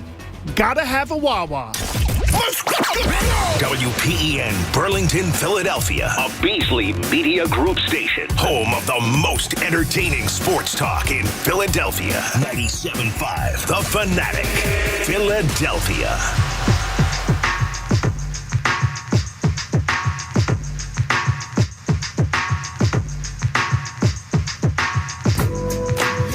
Smooth stylings on the bump back music. 5 o'clock sharp here at 97.5 The Fanatic happy hour. And every hour is happy hour when you have a 9-1 football team and Jalen Hurts is the quarterback of it. Could you imagine a year ago today if I told you that? You'd fall out of your chair. Crazy. Yeah. You'd have a heart attack. We would need the paramedics. But the jump that he's made it's been tremendous this year. I did not see it coming. I thought we were going to get a little bit of a jump from Hurts. And again, you could look at the box score. Oh, he didn't even throw for 200 yards. They only scored 17 points. I don't care about that. This dude is top 3, top 5 in MVP in consideration, and he stepped up in the biggest moment, but he just looks night and day to the quarterback that he was last season. I, for one, did not see this coming, this significant of a jump, and he has proven me wrong, and he's proven a lot of people wrong out there. Yeah, I'm not going to sit here and be like, I saw this coming. I called this all the way, this, that, and the other thing. You were more confident than me, though, about it. And it wasn't for what I'd seen. It's what I knew of the makeup of Jalen Hurts. Because everything in his track record as far as how he attacks his work says that if there's a guy to bet on to make an improvement, it's a guy that you trust to be emotionally stable, you trust players are going to want to play for, you trust is going to put in the work and continue to do so, not start smelling himself, anything like that. And that's Jalen Hurts to a T. Now, does that guarantee that he was going to become an elite quarterback? Absolutely not. But that's the makeup of somebody that could make a jump like this. And that's why I did not give up faith that he could be this guy. But I wasn't by any means sure that this was going to happen. And even if I was, I don't think anyone possibly thought he could be this. No, because you can be the hardest worker in the world, but sometimes you're just limited. Tim Tebow works hard. Yeah, exactly. Like sometimes you're just limited talent-wise. And for him to just make the jump, and he's never going to have the Justin Herbert Josh Allen type arm. That's not going to happen. But the biggest, and we all knew that coming into the season, but the biggest thing is, can you be more accurate? Can you be more accurate on those long balls? And he has been for a majority of this season. We said it last week. Even that interception against the Commanders, last week, that was a hell of a ball. A perfect ball to A.J. Brown. The defender just made a good play on it. So he has improved in many, many assets of his game. Facets or assets? Facets. Sorry. He's improved a lot this year. That's what Jalen Hurts has done, and I did not see it coming, and I am glad to be wrong. Now, I've got a tweet for you that I want to read you real quick. And we're going to get back to the phones in a second. 610-632-0975 is how you jump in on the Eagles post-game here on 97.5 The Fanatic with myself, Connor Thomas, and Thomas Alvord, your dynamic duo here. And this tweet from Benjamin Solik, who covers the Philadelphia Eagles for The Ringer. He's an NFL staff writer for The Ringer. Puts out a lot of good tweets. An interesting one post-game here. I'll read you this verbatim. Eagles potentially escaping an ugly game with a win in a tight NFC East race. Good. But man, Hurts had a throwaway, a deep underthrow into DPI, and one completion on that drive. Eagles called runs all the way down the field. No trust in Hurts as a thrower on that drive. I didn't see it that way. I felt like it was a very conservative game plan. I said it earlier. It felt like they didn't trust Jalen Hurts today. And I don't know if that's because there's no Dallas Goedert there as a security blanket. I don't know what it was, but he didn't make bad. That underthrow to Miles Sanders, I don't know if it was on purpose or not, because you have a running back running a wheel route there who's never that deep down the field expecting a ball. It was the right play. He had a defensive PI, right, and that's what came of it. But, I mean, that ball to Quez was – it was Quez, the touchdown pass to Quez. Great ball. That was a really good ball by him. Yeah, so, maybe the game plan and the scheme was a little bit safe, a little conservative, but I think that's just for this game. I didn't see that as a product of Jalen Hurts being the quarterback of this team. And I don't think that's something we're going to see going forward. I believe they trust Jalen Hurts' arm a ton. They throw, I feel like, 40 times a game compared to like 20 runs a game. So I think it's just that's what they had to do to get the win today. They saw a matchup that they didn't like, whatever it was. Listen, we're going to be a little bit more conservative. We're going to go more run heavy, both with the running backs and with Jalen Hurts. But I don't think that's something we're going to see, and I don't think that's any telltale of what the Eagles think about Jalen Hurts going forward. Maybe this isn't a perfect comparison, right? And I'll lead into this. But is Jalen Hurts a better runner or a thrower of the football? I believe Jalen Hurts is a top 3 running quarterback in the NFL. I don't believe he's a top 3 throwing quarterback in the NFL, so I'll say runner. Okay, let's talk about Michael Vick, because he is the premier running quarterback when you look at the history of the NFL, right? That was the guy that's like, he's arguably the best athlete to ever play that position. Sure, absolutely. Of quarterback. If you had a final drive, and it happened many times when Michael Vick was the quarterback of the Atlanta Falcons. We saw it at points when he was the quarterback here, even though it was later on in his career, and obviously he had the prison time that had the break in his career. So he was not quite the same guy he was when he was younger. Yeah. But I'm saying this to say, if the final drive of an Atlanta Falcons game back in the early 2000s was like 5 or 6 runs from Michael Vick, would you say they don't trust him? Because he was a great thrower of the football as well, a rocket for an arm. And they would trust him to throw the ball, but sometimes you just have to go with what the guy does best. And Jalen Hurts being an elite runner does not preclude him from being a really good passer as well. I won't say an elite passer quite yet. You combine it, and I think he has the makings of an elite quarterback. I don't know that he's there passing yet, but having him run the ball is just feeding into his bread and butter, not necessarily not trusting him to throw the ball. He does one thing better.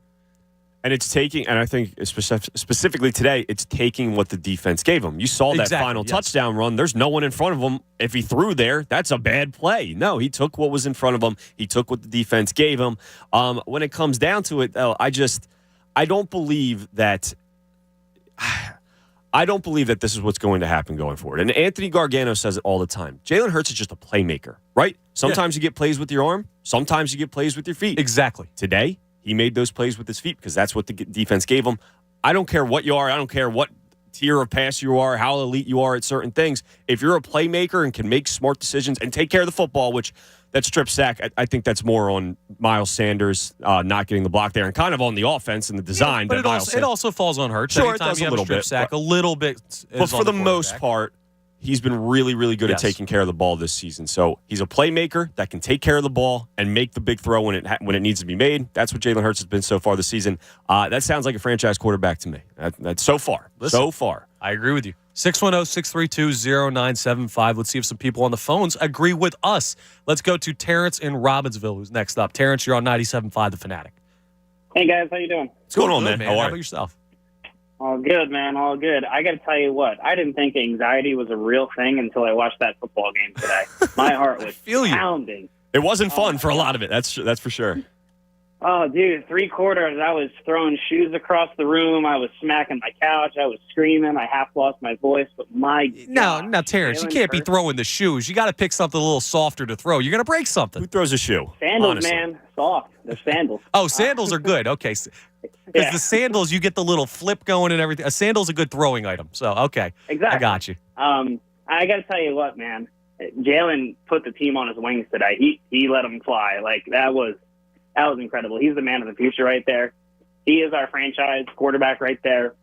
He's the guy. I don't think there's much else to say about him. I mean, that guy single-handedly went out there and put the team on his back, got in the end zone, won that ball game. He is a leader. That's what he is. And all of us had questions coming into the season. All of us were wondering, what is it going to look like? I think he answered all of those today. And even as sloppy as we played, and the play calling we had was horrendous on offense. Yeah, Steichen's been pretty good all year, too, but today it just didn't. And you're missing Dallas Goedert. That's a huge piece you're missing here, 100%. both in the receiving and blocking. But, yeah, it just didn't look good today. But despite everything, Jalen Hurts did what a franchise quarterback does, what a good quarterback, great quarterback does, and he stepped up and he won the game and made plays when they needed to be made in the right moments. And what Jalen is doing, it's not just he's dominant in one side of the game. He's a multi-tool monster. Like, he can use his legs when he wants to. He can use that rocket of an arm that he got over the offseason when he wants to. And I think that's going to be the thing that, kills those defenses facing Jalen. You never know what you're going to get from down to down. Yeah, you're right, Terrence. Bomb, that's where he's going to have the most success. And if Shane Steichen uses that, the element of surprise, it's going to be incredible to see. I mean, look what happened to Josh Allen. That can happen to Jalen all over again. So, and I just got to say, that Miles Sanders deep ball PI call right there, oh my gosh, that gave us that chance to win that game, and we used it. That was huge. It worked. That was a massive play. Yeah, and I don't care that ball's underthrown. And thanks for the call, Terrence. Really appreciate it, man. I don't care as much that ball's underthrown because of the situation. Like, he was scrambling like crazy. Yeah. It's a wheel route to a running back. That's you're not expecting to, because we were both like, oh my goodness, that's Miles Sanders down there. Yeah, when we Because first saw him. You're not expecting a running back to be that deep on a route and the play to develop like that. I got to see the replay again.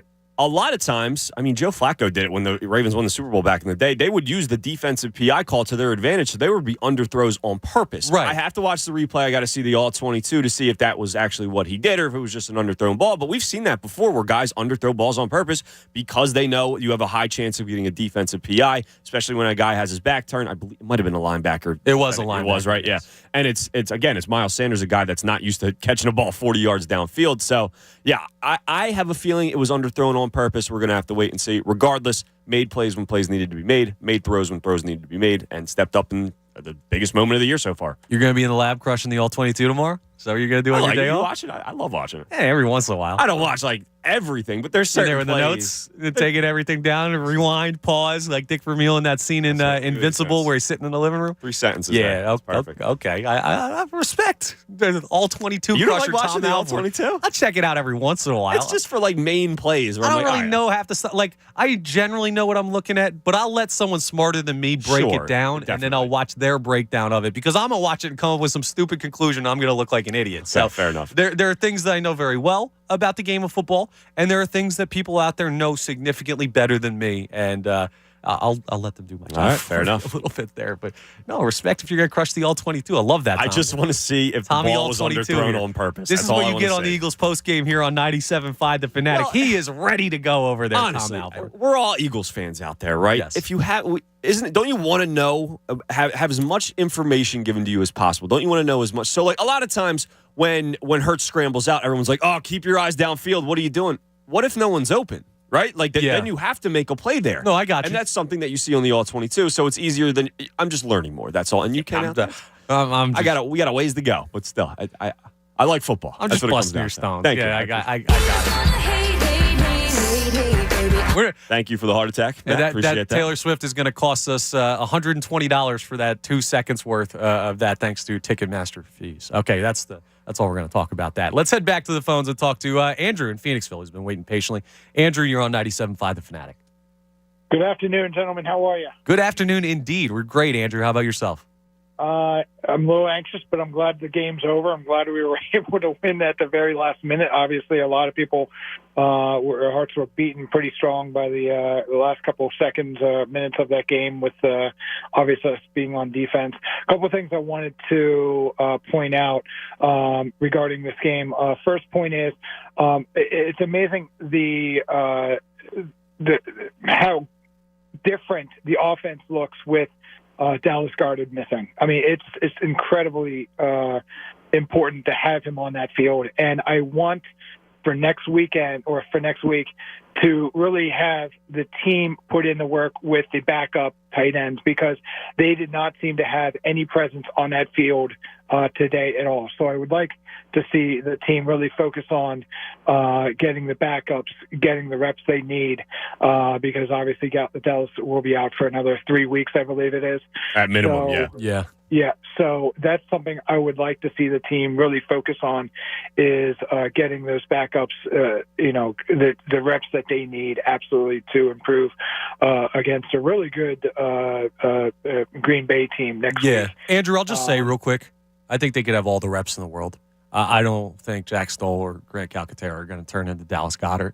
I think you're just going to have to weather the storm until he gets back and accept that the tight end play is going to be a little bit less existent as you go through. So can they be better? For sure. And will the first team reps help them? Yeah, but I wouldn't hold my breath that they're going to make a huge impact just because they don't quite have the talent. Well, they don't have to make a huge impact, but they at least, be able to block well without holding and get separation from the defense, so they can, at least catch a few balls 5 yards, 6 yards down the field, so we can, move the balls as efficiently as possible. That's what I would like to see happen. The second thing is, I would like to see more blitzing. It seemed like we were blitzing a little bit more than we did last week, but, not as much as I would like them to have blitzed more this week. And then third point, it seemed as though our cornerbacks were still soft on the wide receivers this week, or today. So I would like to see that tighten up as well, have our cornerbacks a little bit tighter on the wide receivers. I got you, Andrew. And I appreciate the call, man. This is some interesting stuff. Enjoy the rest of your Sunday. Enjoy the win. And appreciate you making the call to us on Eagles postgame here. Here's what I'll say about the blitz stuff, right? Because he brings that up. And Tom, because I yell it all the time when we're watching games. Blitz! Like, come on. You're allowed to send more than just the regular rushers. And I'll die on that hill that when you play a quarterback like a Matt Ryan or a Taylor Heineke, a guy that doesn't move all that well, you should probably send more pressure than what Jonathan Gannon normally does, unless you're in a situation where there's Jonathan Taylor on the other side. Because when you watch Jonathan Taylor's big runs, or running backs in general, the guys that can break big ones, the Derrick Henrys, the Nick Chubbs, the Jonathan Taylors, the guys that are big, fast, can break one tackle and then just go onto the house. Go in an instant, yeah. When you blitz, you're taking away the second level of defenders. If you read a play wrong, you're in trouble. So normally I'd say, hey, what's up with this conservative approach? Today I thought it was very prudent by Jonathan Gannon to bring less pressure than what you normally would against Matt Ryan, because of the big playability of Jonathan Taylor. And you saw how effective it was in neutralizing Taylor's impact on the game. Well, and a big part of it as well, I think timely blitzes are smart. I don't need them all the time, but I don't need them none of the time either. I think a well-timed blitz can be very effective for your defense. I know people just want to see blitz at all times, but you're right. That leaves other guys out to dry, other levels of your defense out to dry, especially with the running back like Jonathan Taylor. A big thing today, the front four got pressure. And they didn't last week, and they haven't for some games this season. When your front four gets natural pressure without blitzing, it makes your defense look a whole lot better. I believe they had 4 sacks today on the top of my head. They played better today, and that's what it comes down to. So you didn't notice we weren't yelling about the blitzes because those front four guys were able to get pressure. Big addition by Howie Roseman getting Sue and Linval Joseph in here as well. Who knows how much they're going to play going forward? Who knows how many snaps? But they made an impact today, giving up only, 16 points. Also, going off Andrew's point, when it comes to the tight ends, no, they're not going to match Dallas Goedert's production. It's just not going to happen. Dallas Goedert might be a top 3 tight end in football in the world right now. Not just what he can do receiving, what he does as a blocker as well. He's one of the best blocking tight ends in all of football. Very good. Yes. Tremendous draft pick by Howie Roseman and a great contract by Howie Roseman, locking him up early, not letting him hit the open market. I agree with Andrew's point there where it's like, just we can't have costly penalties. I can't have the holds from the tight ends. Just shore up the blocking. If they can do the blocking portion of Dallas Goedert, and we're going to be missing the receptions and what he can do with the ball in his hands, it is what it is. But at least tighten up that blocking. I can't have costly penalties or anything like that. I'm not putting a ton of blame on them. It's their first time out there. They're going to need more snaps, need more reps in, but at least try and replicate what Dallas Goedert does as a blocker with these two guys in Jack Stoll and Calcaterra. Yeah. As best you can. He's one of the best tight ends blocking, but yeah. You're not going to replicate Dallas Goedert. It's just not going to happen. No, you're not. Especially not with one player. You were right, by the way, Tommy, all 22. 4 sacks on the day. It's something interesting that I think I want to keep an eye on over the next couple games because Linval Joseph and Ndamukong Suh made an impact today, clearly.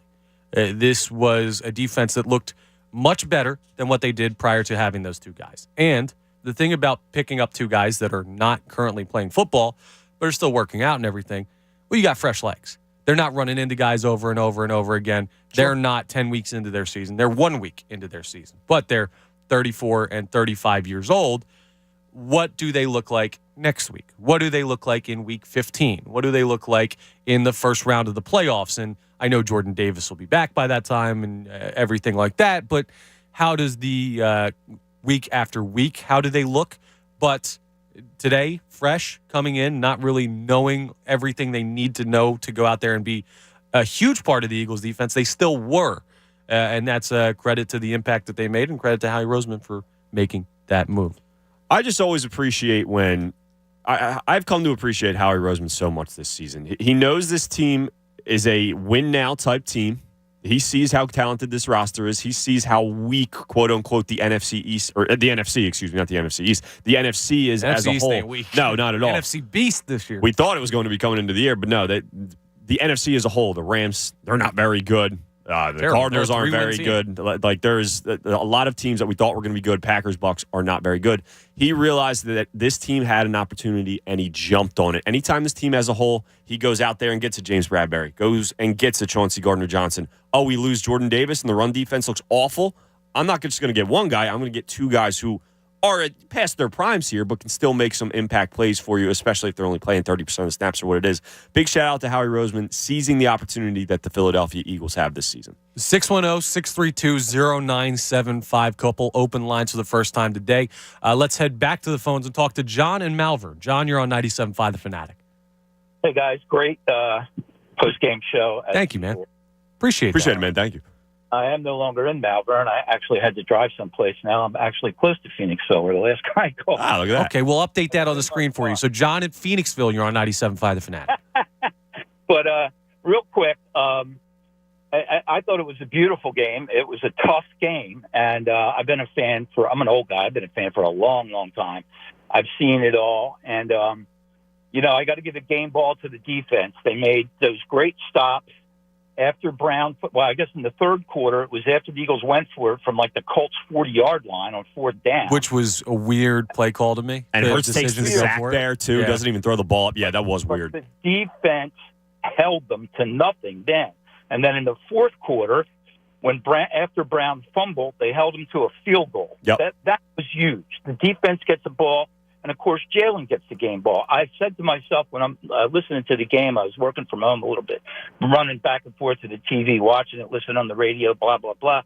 I said, Jalen's going to have to do this himself at the end. And he got that first down, and he got the touchdown. He just had to take it upon himself, couldn't rely on anybody else, I didn't think.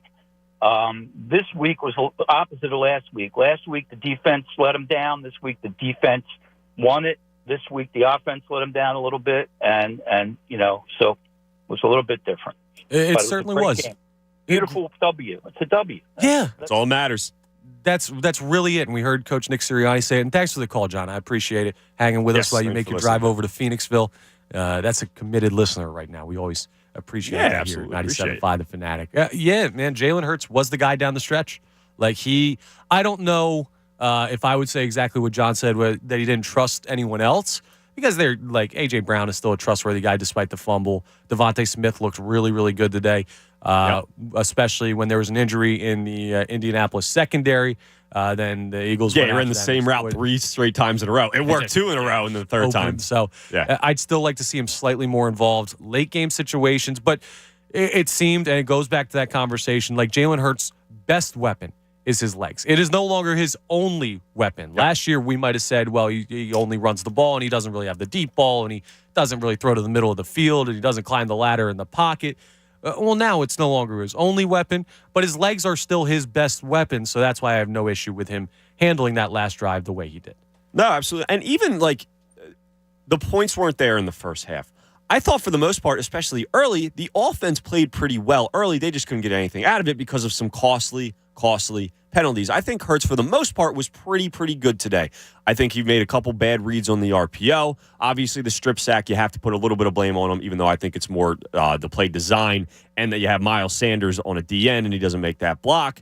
You could say the underthrow again. I want to see if it actually was what he was planning on doing there. But I think for the most part, Hurts played really, really well today as a whole, especially down the stretch when you need him the most. And that's not something we saw Jalen Hurts do much last year, and in his career in general. He's a completely different quarterback. I actually have confidence that Jalen Hurts is going to be able to go out there and win a game if it's close, if they're down late in the fourth quarter. I didn't have that at all from him last year because he couldn't do as much with his arm.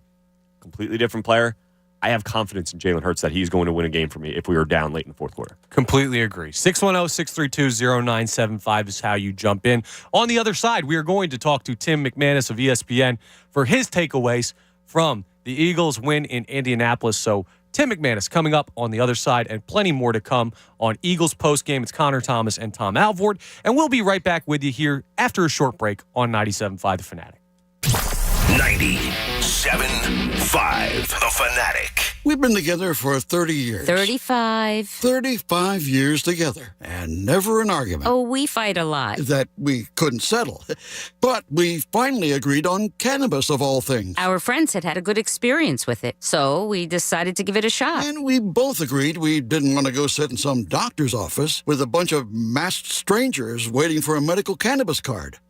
We did. Oh, thank God. So we went to veryhill.com and qualified online for our medical cannabis cards in just a few minutes. The simple payment plan made it very manageable. Yeah, woman gets what she wants. I'm a force of nature. Join the millions of people who've qualified online for a medical cannabis card with VeriHeal. One low fee covers the cost of consultation and the card. And if you don't qualify, your fee is refunded 100%. Get started today with easy financing. Visit VeriHeal now. That's VeriHeal. VeriHeal.com. Hey guys, it's Andrew. Now's the perfect time to download FanDuel in partnership with Valley Forge. It's America's #1 sportsbook. New customers get a no-sweat first bet up to $1,000. That's free bets back. If your first bet doesn't win, just sign up with promo code Fanatic. I love betting on FanDuel. They give you everything. Of course, you have football. You can bet on the Birds every single week. Money line, point spread, maybe some player props. But of course, you can also go with our team on the hardwood and our team on the ice. I love that FanDuel lets you live bet. And of course, the same game parlays. It's all in this one app that is safe, secure, and super easy to use. Just sign up with promo code Fanatic for your no-sweat first bet. Again, up to $1,000. That's promo code Fanatic. Make every moment more this season with FanDuel, the official sportsbook partner of the NFL. 21 plus and present in PA. First online real money wager only. Refund issued is non-withdrawable free bets that expires in 14 days. Restrictions apply. See terms at sportsbook.fanduel.com. Gambling problem? Call 1-800-GAMBLER. If you run a small business, you need the most from every investment. That's why Comcast Business gives you more. Like more innovation with our new gig speed Wi-Fi, plus unlimited data. More speed from the largest, fastest, reliable network for small businesses. And more savings, up to 60% a year with Comcast Business Mobile. All from the company that powers more businesses than any other provider. When you need more, you need Comcast Business, powering possibilities. Get started with fast, reliable internet for only $49 a month for 12 months with no annual contract. Plus, Take advantage of our special holiday offer by December 4th and ask how to get up to a $750 prepaid card with a qualifying bundle. Ends 1/1/2023. Restrictions apply. New Comcast Business 50 megabits per second internet customers only. EcoBill and AutoPay required. Equipment, taxes, and fees extra. And subject to change. My son Finn was born with congenital heart disease. He ended up spending about the first 8 months of his life in the hospital. During that time, he endured 10 surgeries, including an open heart surgery. Starlight Children's Foundation has played an important role in my family's life. For 5 weeks when he was a baby, Finn lived in a Starlight Hero wagon. You could not understand the pure joy of having him go from a hospital bed into his favorite red wagon. Starlight doesn't just give items that hospitalized kids can use to keep themselves happy, but also memories, moments, and experiences which are so needed in times like these. They allow sick kids to just be kids for a little while. The support that Starlight provides to families like mine is an integral part to creating happiness at a time when there's very little to be found. Learn more about how Starlight Children's Foundation brightens the lives of sick kids by visiting starlight.org today. Mr. Clean, Mr. Clean. Of course I use Mr. Clean Magic Eraser to clean tough messes off my stovetop and bathtub. But then I discovered I can also use it to easily clean my patio furniture and even my shoes. I'm hooked. And when wipes won't cut it, I use Magic Eraser Sheets. They're thin and flexible erasers, perfect for everyday messes, like gunk on my counters and sinks. They really are magical. The reviews are in. Mr. Clean Magic Eraser and Sheets make cleaning look easy. Black Friday deals. Black Friday deals. The gifts are unreal. Shop JCPenney for thousands of deals so low, no coupons needed. This weekend, save up to 50% on kitchen electrics from brands like Keurig and Cuisinart. Say yes, please, to diamonds and gemstones, now $19.99 each. And bundle up the fam in coats, starting at $14.99. We got your holiday. Black Friday deals. Shop, shop, JCPenney. Offers valid on select items 11/18 through 11/20. Excluded from coupons. Exclusions apply. See store or jcp.com for details. Hi there, I'm your host, Dog, filling in for the human who's normally here and bringing you the smells and sounds of the holidays, courtesy of Beggin' Dog Treats. We wish you a begging Christmas. We wish you a begging Christmas. Dog rest ye merry Doberman, let begging you acquire. Deck the halls with strips of begging. Arf, arf, arf, arf, arf, arf, arf, arf, arf. Remember, for bacon-loving dog excitement this holiday, it's Beggin'! Prescription products require an online consultation with a healthcare provider who will determine if a prescription is appropriate. Restrictions apply. See website for full details and important safety information. Subscription required. Hey guys, did you know there's a generic form of Viagra that works just the same but is 90% cheaper? And you can get it online? Go to 4hims.com/joy. At Hims, you'll get a free medical consultation and discreet shipping if prescribed. You'll love your results. To start your free online visit, go to 4hims.com/joy. That's FORHIMS.com/JOY. It's Rich Gannon for the Bet Parks Casino and Sportsbook app. As a former MVP quarterback, I love a solid game plan. The new Bet Parks app is everything you want in a mobile sportsbook right from your phone. Check out pro football same-game parlays or bet live once the game starts. And right now, all new Bet Parks users get up to $750 in sportsbook bonuses back if your first bet isn't a winner. Download the new Bet Parks app at betparks.com. Win sports, Bet Parks. See website for terms and conditions. Bonus funds must be wagered once, must be 21 and over, and in Pennsylvania or New Jersey. Gambling problem? Call 1-800-GAMBLER.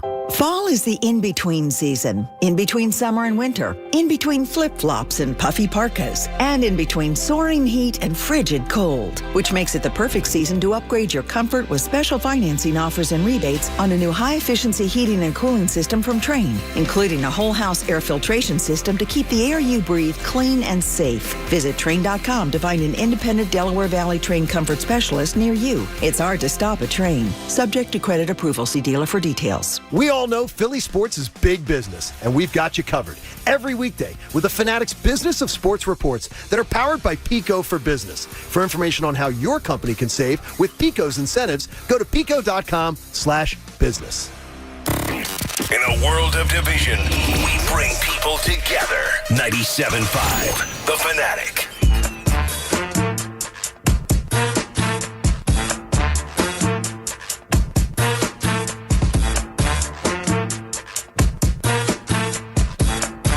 Just past 5:30 here at 97.5 The Fanatic. Connor Thomas and Tom Alvord with your Eagles post-game coverage. The Eagles move to 9-1 with a nail-biting 17-16 win in Indianapolis over the now rejuvenated Indianapolis Colts. A lot of interesting stuff going on in the game.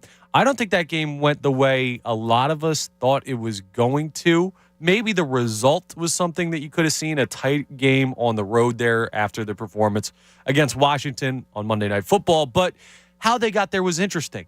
And sometimes when weird stuff goes on, well, you just got to bring in the expert to set us straight and tell us what he saw. So we're going to talk to Tim McManus now, who joins us on the Comcast Business Hotline for his post-game report. Tim, how are you doing out there in Indy? Everything good? Doing great, guys. Good to be with you. It's good to have you here, especially after a win. It's always great to have you, but it's so much more fun when they win, right? Well, I mean, yeah, that it almost didn't feel like a win, and the locker room, there was definitely some rejoicing, especially by Nick Sirianni, very emotional coming back here to Indianapolis. But as that game was progressing, it didn't feel like they deserved it for a large part of it. But not every win is a pretty one, and this is about as ugly as it gets. But it moves them to 9-1. So I mean, they're in good shape, but have a lot to clean up. They certainly do. Now, I want to ask you, because I know we had Nick Sirianni live when you guys were in the press conference, heard your question to him about the emotion of the win. What do you make of that emotion? Because I know he mentioned the Frank Reich connection and how he's one of his mentors and everything there. We saw some tears even shed. Talk a little bit about what you make of the emotion of Nick Sirianni following the win in Indianapolis today. I mean, he's an emotional guy to begin with, but when you put in the fact that he's coming back to Indianapolis, where he obviously has a history here, and I think what really elevated it was the fact that his mentor got fired a few weeks ago, and Sirianni believes undeservedly so. And so you saw it, like towards the end of the game, he ripped off his visor. He was standing on the bench and shouting into the crowd. He was crying when he was leaving the field. Had a longer embrace with Howie Roseman before he went into the locker room and was clearly welling up. He welled up again when he was at the podium, and the line for as to why is because I love Frank Reich. And so this was more than just your ordinary game for the head coach. And the guys afterwards were saying how much they respect him, and Zach Pascal said I think this win was for Frank Reich. Yes, it was. It felt like it, at least. Again, talking to Tim McManus of ESPN, the offense did not look good for, 3/4 of this game, pretty much. It was ugly, as you mentioned at times. They came away with the win. Our quarterback made plays when they needed to be made. So despite the stat sheet maybe not looking great, didn't throw for over 200 yards, Hurts made plays when they needed to be made, and he stepped up huge. What did you make of Jalen Hurts' performance today, Tim? Yeah, I thought that, it was a slog, just on offense in general. And part of that's because, Indianapolis has a pretty good defense. Up front especially, they make it hard to run against. They came in as the number 2 rush defense in the NFL. And so you're going to have to do it through the air. And as we know, they're down Dallas Goedert. And everybody knew that it wasn't going to be easy to make up for his absence. I think this really illustrated what that could look like. It's not always going to be against this caliber of defense. It's not always going to be this ugly, but life did get tougher for Jalen Hurts and for Nick Sirianni and Shane Steichen when Dallas Goedert went down. The people who tried to replace him in the lineup, 1 catch for 7 yards total out of the tight ends. 2 of them had critical penalties that stalled drives early in this game. And they become just a little bit more predictable and a little bit less effective without Goddard in the lineup. I think that Hurts suffered from that. But to your point, in kind of the crunch time, he stood up and he used his legs and at times his arm in order to manufacture production, and gets the key touchdown as well. And so yeah, I mean, everybody knows that he's pretty cool, calm, collected individual that matters when they're in a tight game where he just the pulse doesn't rise. He takes care of business, and it's something that we saw again tonight. Now, Tim, more of an overview question here than is specifically this game, but just in general, because another tight game We saw they looked rough against Washington last week, or I guess earlier this week technically, and then it wasn't a great performance, even though it flip-flopped. It was more on the offense, I felt, today early in this game than it was on the defense like against Washington.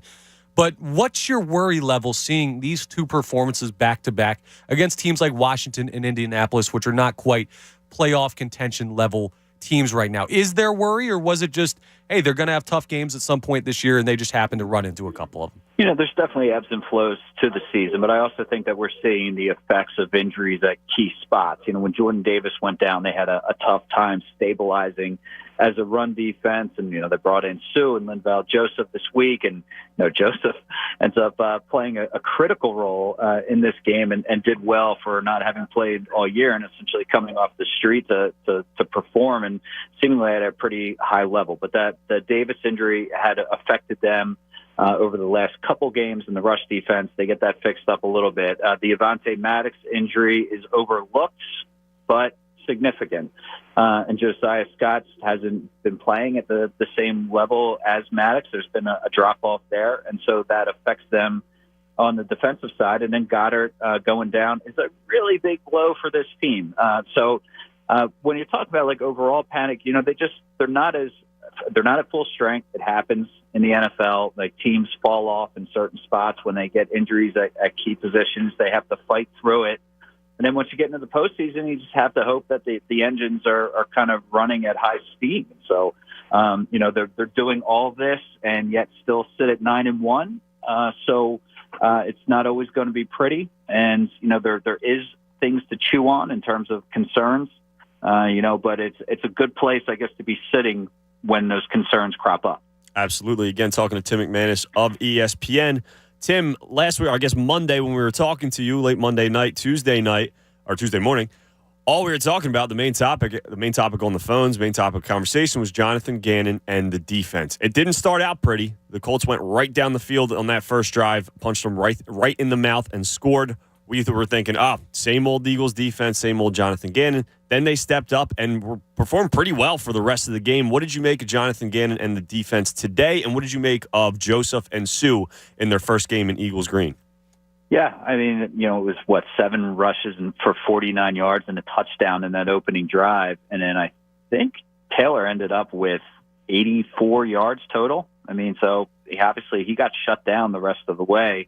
It was a really good response by the Eagles defense after what's been a rough couple weeks against the rush defense, against the run in particular, and then starting out in that opening drive, and they were able to respond. I thought that Joseph was a part of that. I mean, just the fact that he's coming in and was able to, you know, go over the nose tackle spot and kind of shut some things down, make some plays. Him and Sue even got in on a sack together. I think it was about as much as you could ask for given the situation. One of the things that Joseph said before this game is that he was more worried about game 2 than he was about game 1, because when you're coming, you have to work to get into football shape. Your body's going to get banged up, having played this game and not being used to it, having had a long layoff. And then, so how does the body respond for this Packers game? That's something to keep an eye out for both Sue and Joseph. But I thought they both did well. And, you know, it seemed like Gannon made some proper corrections and got the defensive rush game going a little bit. So credit to him. Yeah, now we're looking at a 9-1 football team, Tim. And now the view kind of shifts. And it kind of already had when they had the long undefeated streak and you start out 8-0 and everything looks good there. But it starts to shift towards playoff contention, playing playoff caliber teams. And you're seeing maybe not a playoff caliber team, but a playoff caliber quarterback coming up in Aaron Rodgers.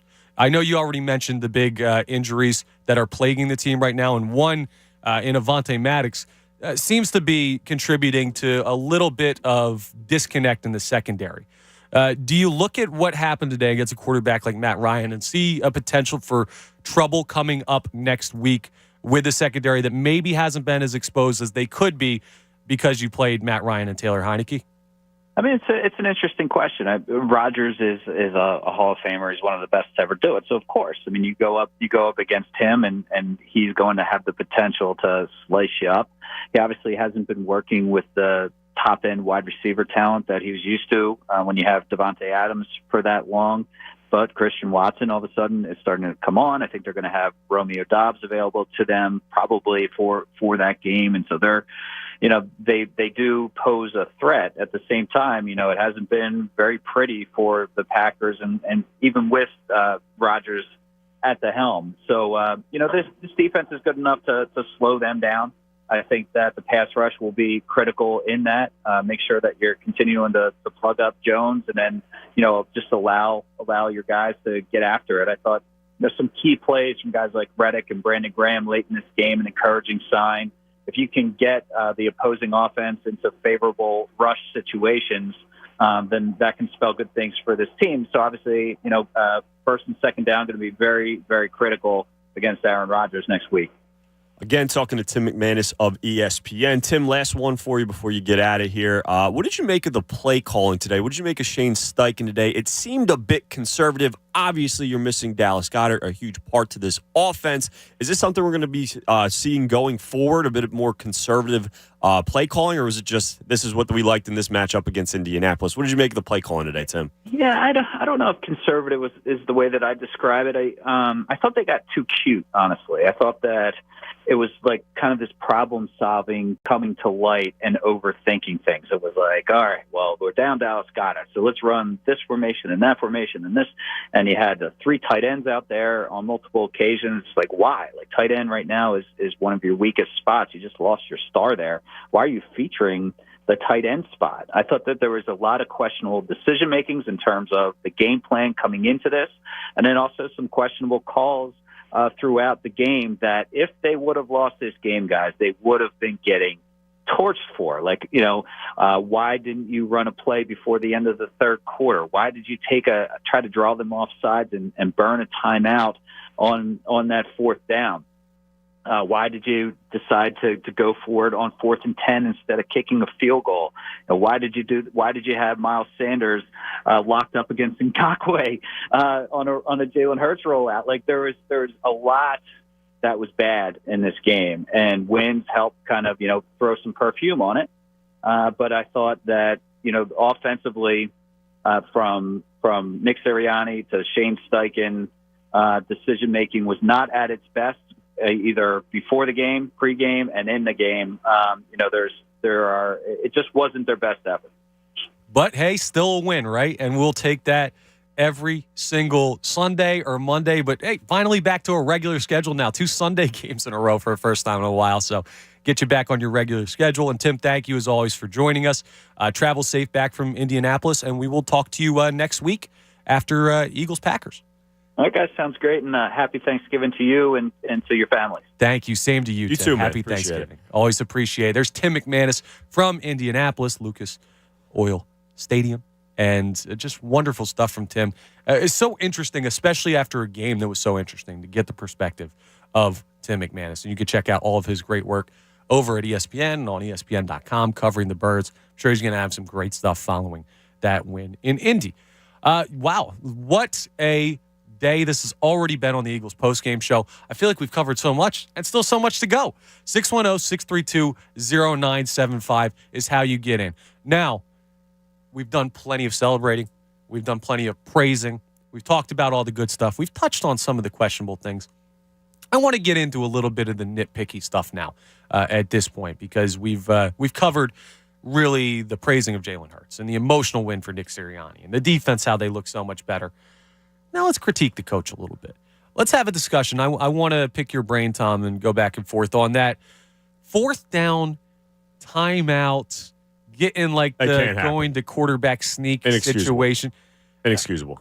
You didn't hate it as much as I disagree with you. I don't think it's inexcusable. I think I wouldn't advise teams to do that, but I don't think it was the worst thing in the world. I think it was pretty close to the worst thing in the world. So it's 4th and 2.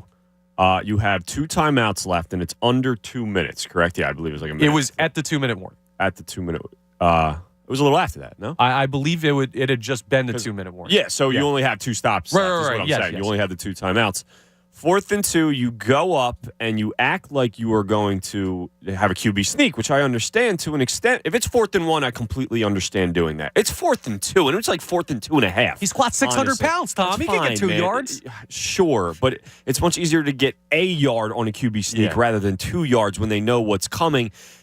And then you call a timeout, so the game's over there if you don't get the 4th down. Now, you have confidence in Jalen Hurts that he's going to get the 4th down call, get the conversion there, and you have confidence in your offense, and I like to see that. But if that play isn't made, and then the game's over at that point, where if the play isn't made and you have 2 timeouts left, your offense still has somewhat of a chance to get on the field.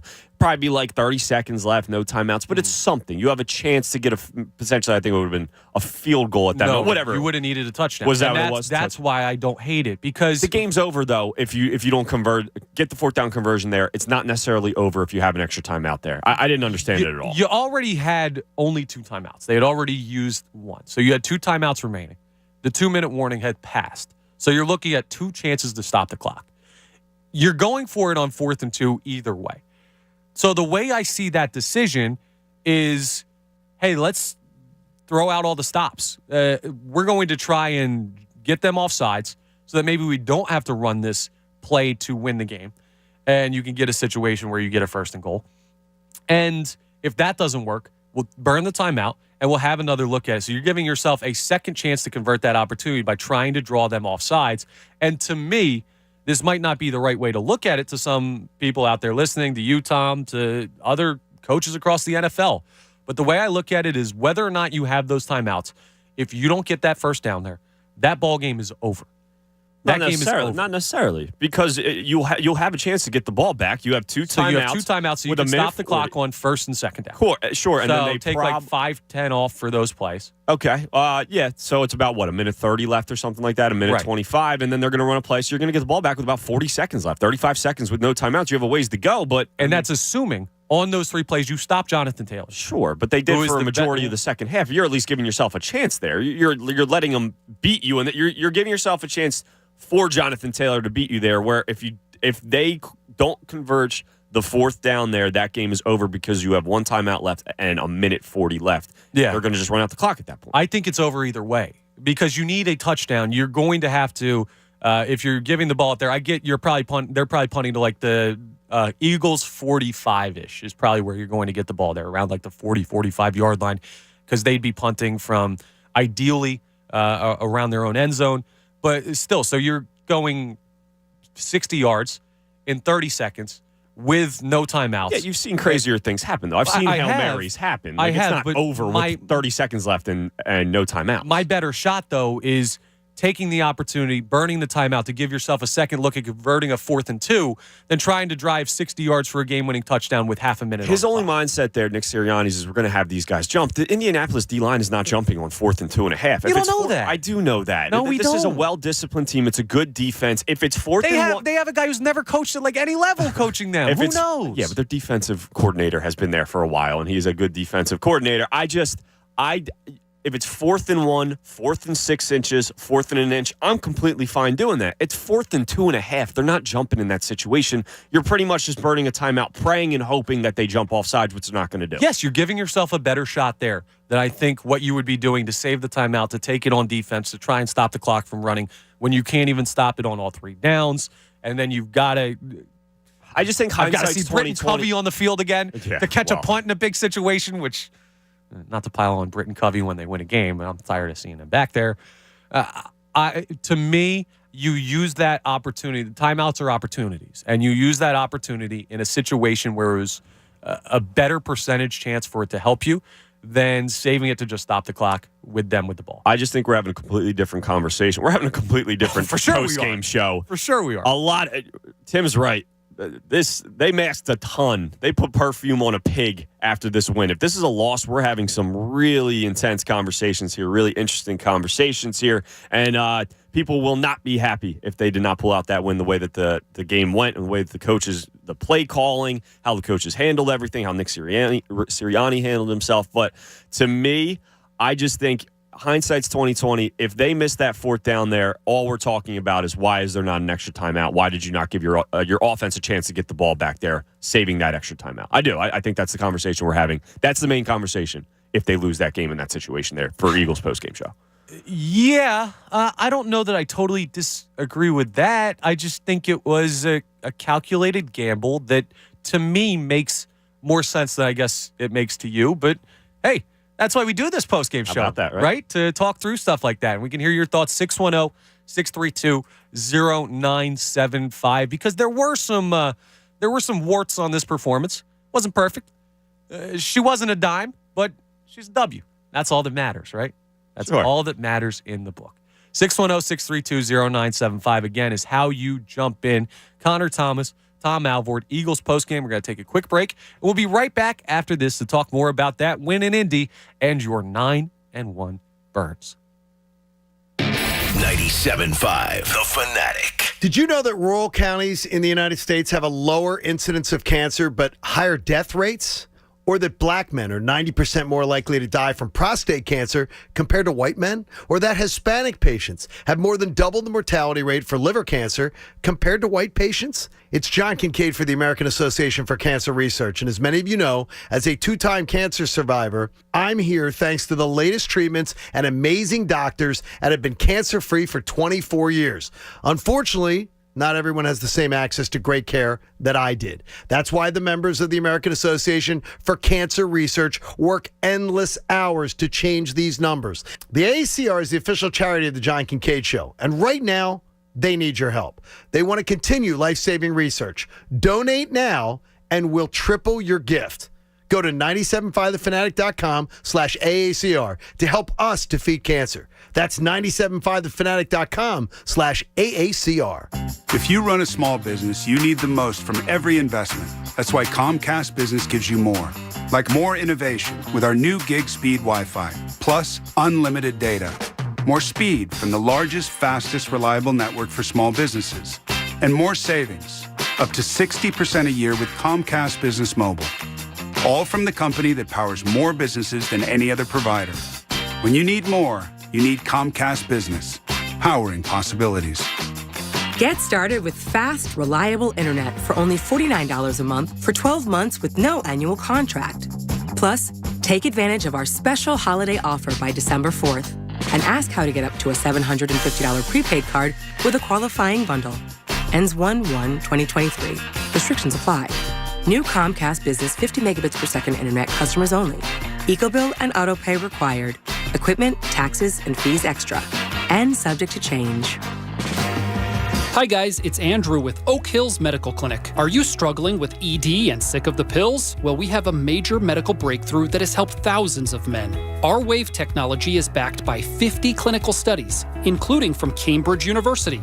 It's proven to increase blood flow by repairing blood vessels. No pills and no side effects. If you're ready to put a stop to your ED and turn back the clock in the bedroom, call us now. And not only will the assessment and blood flow ultrasound be free, we'll also include something unique that produces immediate results in the bedroom. I don't think I've ever heard of it failing. This offer is worth $600, but it's free to those that call in the next 2 minutes. 215-302-9999. That's 215-302-9999.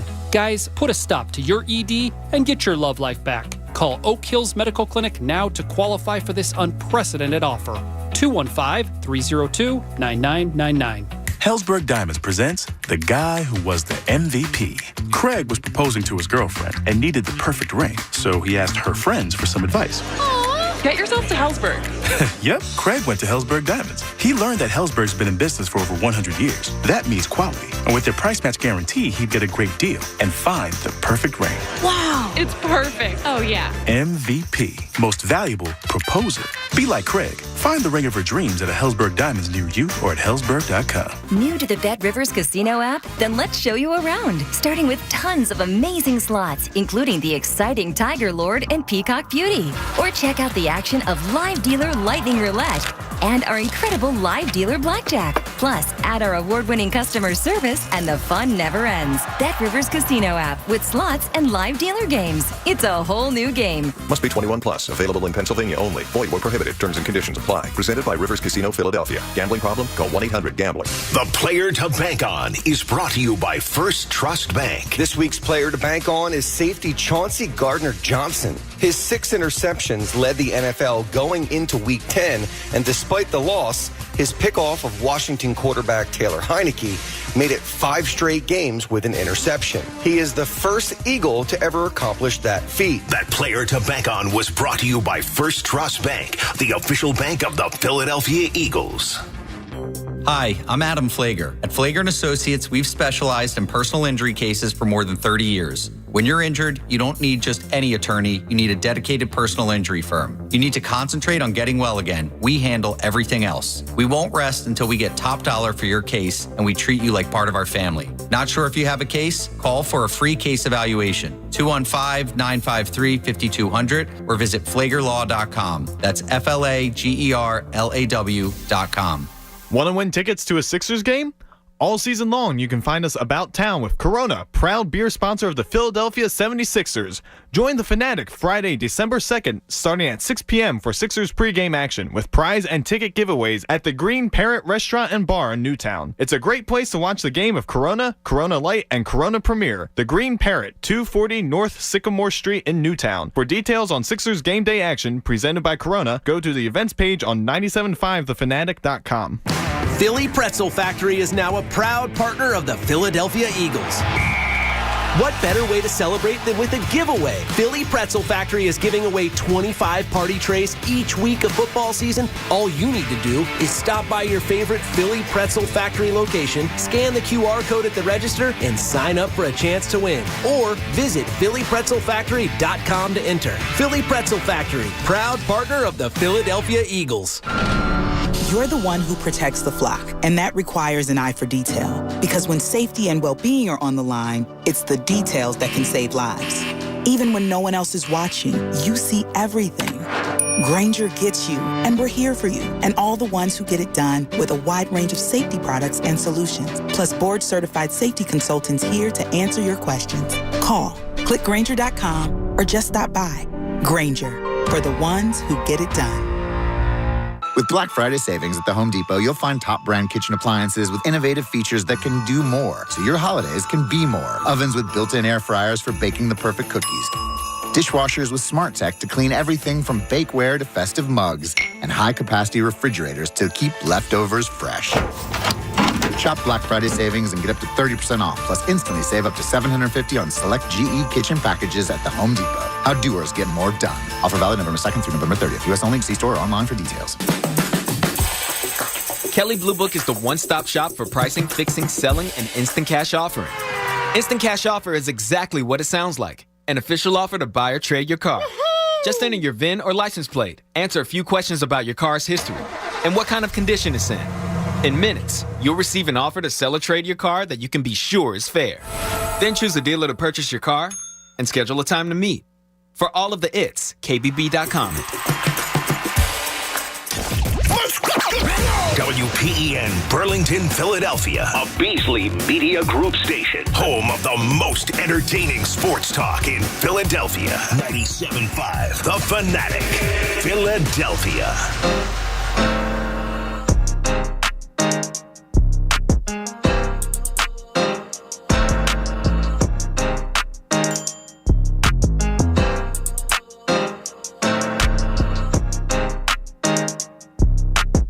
6 o'clock here at 97.5 The Fanatic. Eagles post-game coverage. Connor Thomas and Tom Alvord with you. Still plenty to discuss as the Eagles move to 9-1 with an ugly, but hey, it works, win over the Indianapolis Colts on the road. Do want to let you know this weekend's programming is brought to you by New Look Home Design. Don't wait until the spring to get a new roof. When you can get 50% off materials and labor a $100 restaurant.com gift card, and don't pay a penny until 2024 for qualified customers. Wait, let me read that again. Is that real? 50% off material and labor, a $100 restaurant.com gift card, and not a penny until 2024 for qualified customers. That's a great deal.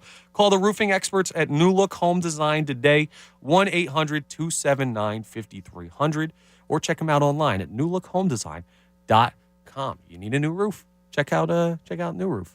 Lucas Oil Stadium. See, this would be a great time to say they might need a new roof because the Eagles blew the roof off that place today, but they did not, unfortunately. No, they didn't. It was a tough balance to strike in that game to find a way to win, with the offense being stagnant early, the defense being good enough, but just never really feeling like the offense created opportunities. And then all of a sudden you're in the game, and then you have the moment where you get the Jonathan Taylor fumble, and it feels like, okay, well, there's the momentum shift.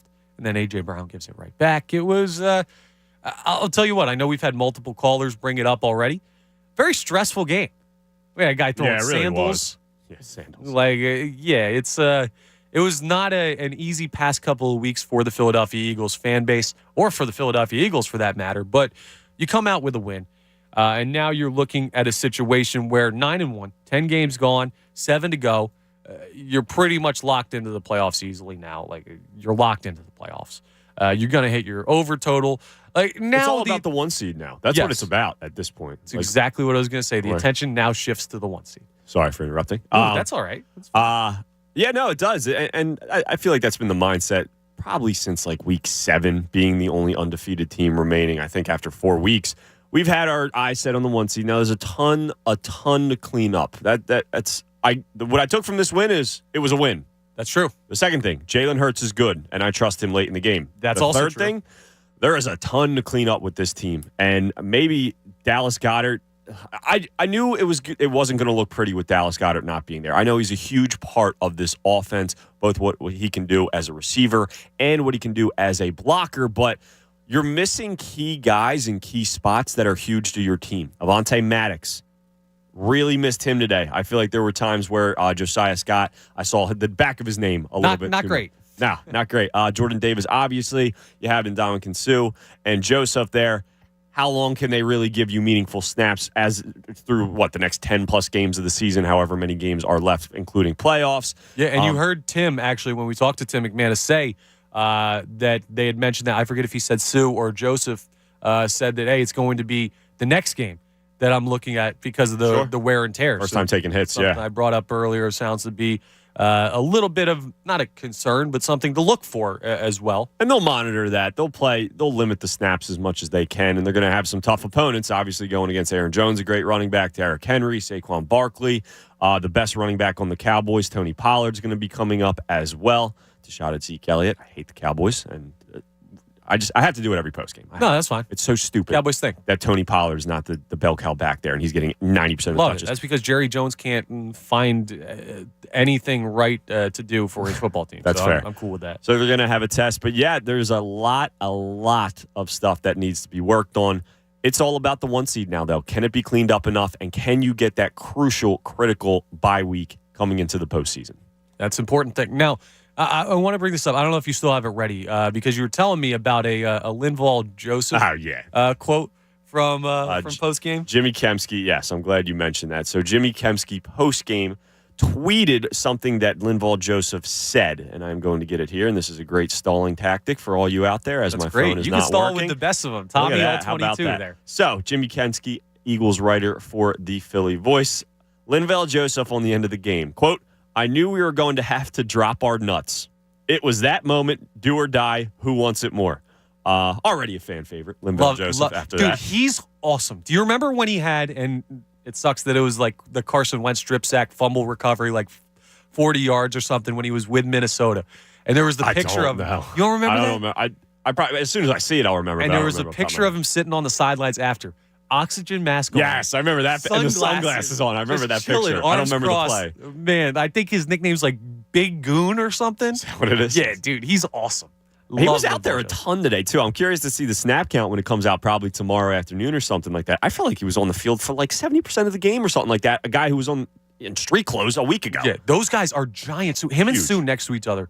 That's just like... The combined sack was awesome. Like we mentioned it earlier. But such a cool way to like get implemented into this defense. They not just one of them gets a sack. Not Sue made a good play. No, the same time, and they both get credited for the sack at the same time. That was awesome. I will tell you who's on the hot seat the most with those guys in the building is whoever is the chef for the Philadelphia Eagles.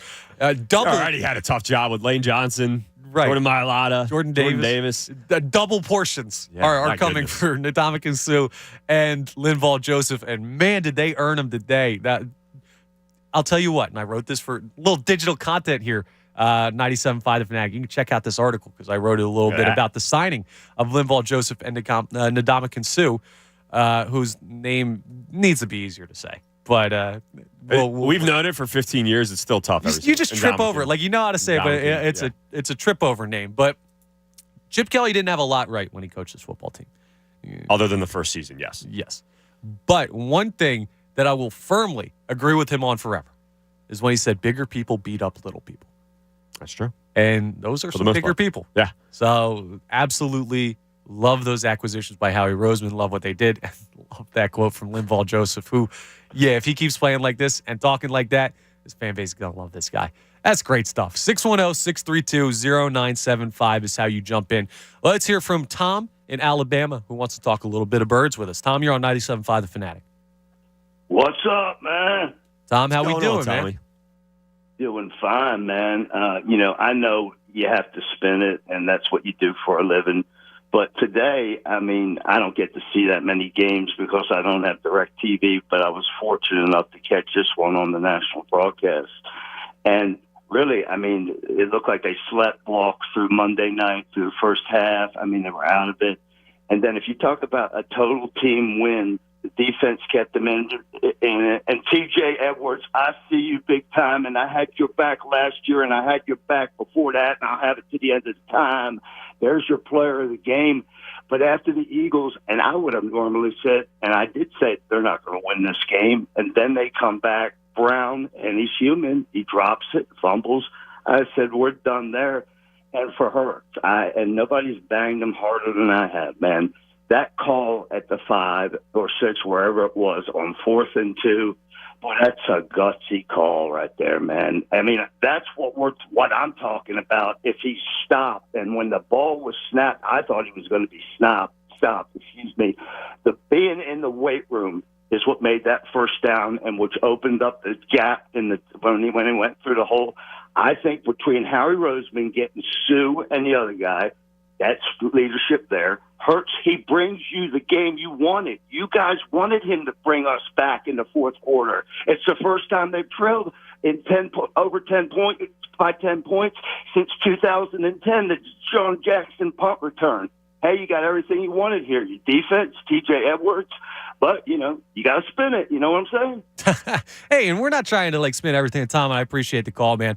Thanks, Tom. I think we agree. I won't speak for Tom Alvord, but I pretty much agree with everything that Tom was saying there as far as what the team did and everything today. I agreed with a lot of what he said. Yeah, so we're not trying to spin it just to – there are things – I don't think anyone watched that game and said, great win by the Philadelphia Eagles. That was perfect. Let's do that again next week. Between being negative to be negative and pointing out things that went wrong during the game. And there was a lot. Exactly. And you found a way. Big time people stepped up for you when we weren't sure if they were going to be able to step up for you. Jonathan Gannon, after last week, I didn't know if he'd ever step up for us again, ever. And his defense and him, they stepped up big time today. Jalen Hurts had big time questions, as everybody did coming into this season, stepped up and won you that game late in the fourth quarter, and didn't have the best stats, as I mentioned. The rushing was tremendous at over 85 yards, but not over 200 yards passing. When you look at the stat sheet, was it really that great of a game, 17 points? No. He got it done in crunch time when it mattered most, and that's all that matters. So 2 guys I was not expecting. And how about your boy Britton Covey? 1 return for 13 yards. How about it? That's great work by Britton. How about that? It's awesome. He must have seen the Darren Sproles interview this week. Yeah, Sproles was like, I'll come out of retirement. I'll give you more than he's giving you. And, shout out Britton Covey for the performance of his career. I love that for he seems like a good dude. He seems like he's liked in the locker room. I know he's athletic. He plays at the NFL level. But, man, can we get someone back there that's got a chance to break one? Jalen Reagor had a punt return touchdown. I uttered it last week. I'd rather have Reagor back there. I didn't think I'd ever say that. But okay, so here's what we'll do. We'll create a hybrid. Britton Covey will catch the ball, and then Jalen Reagor will run with the ball. Because I don't want to ever have any of my mental sanity resting on Jalen Reagor's ability to catch a football ever again. But if Britton Covey catches it and then maybe laterals it to Jalen Reagor, now we're cooking with gas. You're combining Jalen Reagor and Britton Covey. That sounds like a fourth receiver. Yeah, Jalen Covey. Yeah. Britton Reagor. Okay. Britton Reagor's kind of fire. Okay. On a real note, the run game today. You don't think that was real? No, not at all. On a real note, the run game today, run defense was really good. The run game for the Eagles, other than Jalen Hurts, not so much. So Jalen Hurts was tremendous, as I mentioned, 16 attempts, 86 yards, and a touchdown. Other than that, Miles Sanders, 13 carries, 47 yards. That's a 3.6 average. I looked at this stat sheet at the running backs, particularly right now for the first time. Boston Scott had 3 carries for 8 yards. Kenny Gainwell had 1 carry for 0 yards. Why were they at high leverage points of the game? Kenny Gainwell's, I believe, was on a 4th down call. And Boston Scott was getting the ball late in the 4th quarter as well. I understand that there is they use multiple backs now in the NFL. It's not just an Eagles thing. We see that all around the NFL. Najee Harris is splitting carries, for God's sake, and he was a first-round pick last year. That's just how it is in the NFL. But I'm okay to an extent with giving your second string and your third string backs carries, but if they're only getting 4 touches combined, why are they happening at high leverage points of the game? Can you explain that to me, Connor? Because I don't get a 4th down call with Kenny Gainwell and Boston Scott. I said it to you. I was like, if Boston Scott fumbles late in the 4th quarter, I will go ballistic because he shouldn't be out there in this kind of situation. I don't understand it. I don't want to harp too much on it. I don't want to make it seem too negative or anything like that. But can you explain that to me at all? So one of the times you brought it up was following the Miles Sanders deep defensive pass interference. Yes. And then the very next play was a Miles Sanders run for 6 or 7 yards. And then you had a high leverage spot on a 3rd down where you had Boston Scott out there. And that's kind of it was 2 straight carries, though. I understand being out for 1 carry. You just ran a 40-yard wheel route. Sure. And then you go right back to him. And you've been on the field before that. So to me, that just looks like regular fatigue that you're going to get from any running back. Understood. But there are situations where the running back rotation is kind of weird. What I will say, and we talked about the Colts defense earlier today, and they're a better defense than I think a lot of people give them credit for here because we don't follow them. They think of the Colts. People think of the Colts as a dumpster fire with everything that's going on. That defense has been pretty good for multiple years now. It really has. Yes, but when you look at the yards given up in the rushing game, the Colts are dead in the middle of the NFL. So they're not an elite rush defense team. So I feel like you could have done more against them on the ground, even though they're a good defense as a unit. They're not awesome against the run. They're not bad against the run. But listen, they're only 2 spots better than the Eagles in the defense against the run rankings. And we know what the Eagles' deficiencies have been recently. So I get your slight concern about that. And I understand there are points where Boston Scott and Kenneth Gainwell are out in situations where they probably shouldn't be. And I don't know what to attribute that to. I really don't. I don't think it's killed the Eagles at points this year. Maybe it's something that will come back to bite them. But, the other thing that we're looking at, too, and this is just theories that I'm formulating as I'm currently talking. We haven't really seen this caliber of a season from Miles Sanders yet as a pro. We've seen flashes. We've seen a stretch of 4 or 5 games where he's a monster. But we haven't really seen this sustained level of usage and effectiveness. It could just be that we're getting into a situation where he's got some miles on his legs at this point in the season. Oh, wow, I didn't even... Look at that. That's sometimes, don't you just love it when a plan comes together like that? Yep. But he's got a little extra wear and tear on the tires. Not that I think that we should be worried about him down the stretch, but maybe that's it. That's just okay, being cautious with him. Because he's done a good job. I don't believe he has a fumble this year, Miles Sanders, and that was a big worry. Knock on wood. Coming into the season, that was a big concern about Sanders. He's never healthy, but he can have a fumbling issue at times. And I just looked at it again, so it was actually 3 straight runs from Boston Scott during that moment. So there's about 3 minutes left in the game. I think he was just gassed, dude. I guess. So you have that big defensive pass interference penalty. Then Miles Sanders comes right back, gets 2 straight carries, 6 yards, 5 yards. It's 1st and 10 at Indianapolis 17. and you get 3 straight runs from Boston Scott with under 3 minutes to play. I just don't understand it. Again, I'm content. And I don't want to nitpick too much, but I think this is something that could potentially bite them as during the playoff run, during the last stretch of the season here. I want the ball in the hands of the best players in the biggest moments of the game. I don't disagree. I don't know if Miles Sanders is a top 10 back in the league. He might not even be a top 15 back in the league. I really don't know. He's had a really nice season. He has in a contract year. Good for him. He's probably going to get paid a little bit this offseason. I want the best guys to have the ball in their hands at the biggest moments of the game. When it's under 3 minutes and it's first down at the Indianapolis 17 and you're running 3 straight run plays, if it's not going to be Jalen Hurts, it has to be Miles Sanders. It just has to be. I understand he's gassed. 3 straight plays he's gassed and he's not out there. There's 2 minutes left, man. This is the last 2 minutes of the game. Last 3 minutes of the game. I don't care how gassed you are. So I just didn't understand that. Again, don't want to nitpick too much, but this is potentially something that could come to bite them down the stretch. Again, high leverage. I want the best players with the balls in their hands. The ball, there's only one ball. With the ball in their hands. The what? With the ball in their hands at the biggest moments of the game. Kenny Gainwell gets 1 carry all day, and it's on a 4th down. I don't understand it. It can't happen. Hopefully it's something that is cleaned up, but not to nitpick too much. That just drove me crazy a little bit when I saw that stat sheet. I understand your concern for what it could be. To this point, it hasn't bothered me yet to the point of worrying about it. But hey, it's a valid thing that you bring up if it continues and it gets into bigger spots and they're bigger games and everything like that. So something to monitor for sure. Now, you say the biggest players, you want to have the ball in their hands in the biggest spots in the game. Yes, just one ball in their hands, the biggest spot of the game. Well, defensively, you want your biggest players on the field in those spots. And last week, one of your best players defensively, he had a rough play to basically end the game in Brandon Graham. And then we had redemption late today from Brandon Graham with a huge sack in the 4th quarter to help put this Eagles victory on ice over the Indianapolis Colts. And we got a little extra time on the show, so let's hear from Brandon Graham, his post-game media availability, talking about, his performance today and how it felt to get the win in Indy. Pretty seamless. Man, them boys look like they was ready to go from, like they've been here a while. Man, I'm thankful for them because, man, they kept us up all through the game. They had a great attitude through the game. It was cool to, play with Sue and LJ. And, man, we just been out there. We persevered through this one. And that's all we kept talking about. Somebody just got to make a play. And it was just us up front. And, and I'm just happy that we came out with the W. What happened on their first drive when they went down the field for a reason? What did you guys correct? The first 15 plays, you see how they trying to attack you. They was doing a good job, similar to what we was getting hit on. But I felt like we just bowled up. We knew how they wanted to hit us.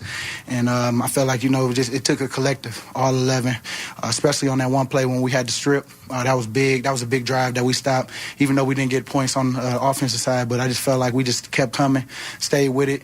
The drive that got on the goal line, if they score, man, that was big by Hassan to get that sack at the end to kill that drive. And the one missed field goal, boy, that was big too. There's a lot of stuff in that game, man, where we just persevered. We said if we got a chance, we was going to go out and finish the game, and that's what we did. Did Nick say anything, especially this week, about coming back here, what it meant to you guys? We knew what it meant to him. He talked about it a little bit. He didn't really harp on, he going back. He didn't make it a big thing. But I knew if it's me, and I know he emotional to you. You see how he is on the sideline.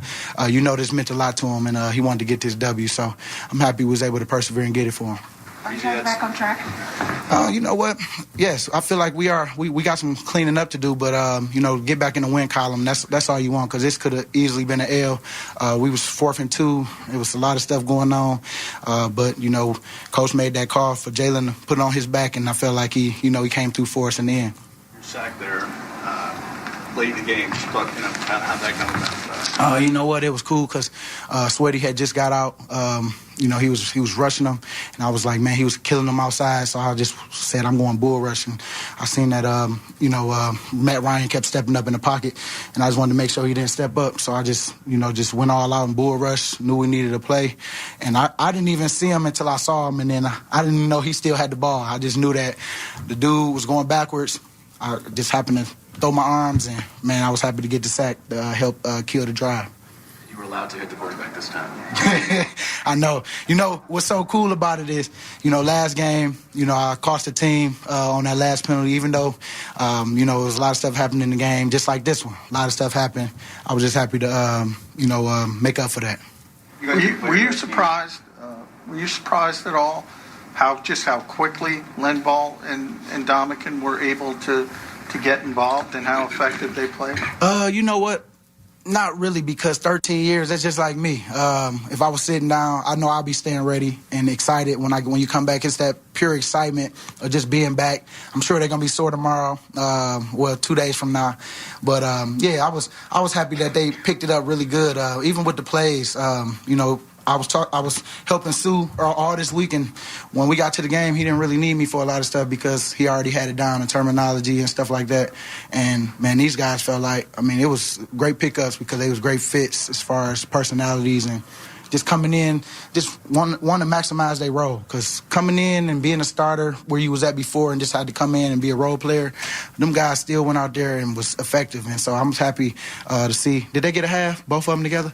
You know what I'm saying? Like, It just, I feel like it was meant. And LJ, he kept saying, like, man, I was just on my couch, and man, I dreamed about this, and man, look at this now. Like, I just feel like, this was meant. And so it was cool, man, to see them guys come in and play right away and make some plays. What was Nick's message after the game?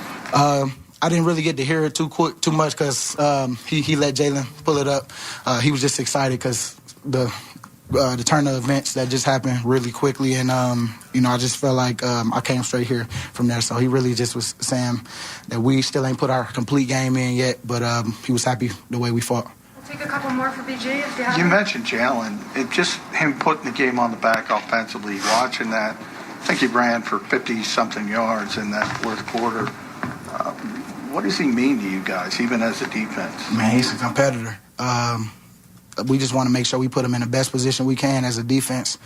We know what we did coming out the gate. We gave up 50 yards right off the rip, but I felt like we buckled up, we adjusted, we seen how they was trying to hit us, and great adjustments by JG. He went out there, told us what it was for halftime, and we went out and executed. And we stopped making it hard.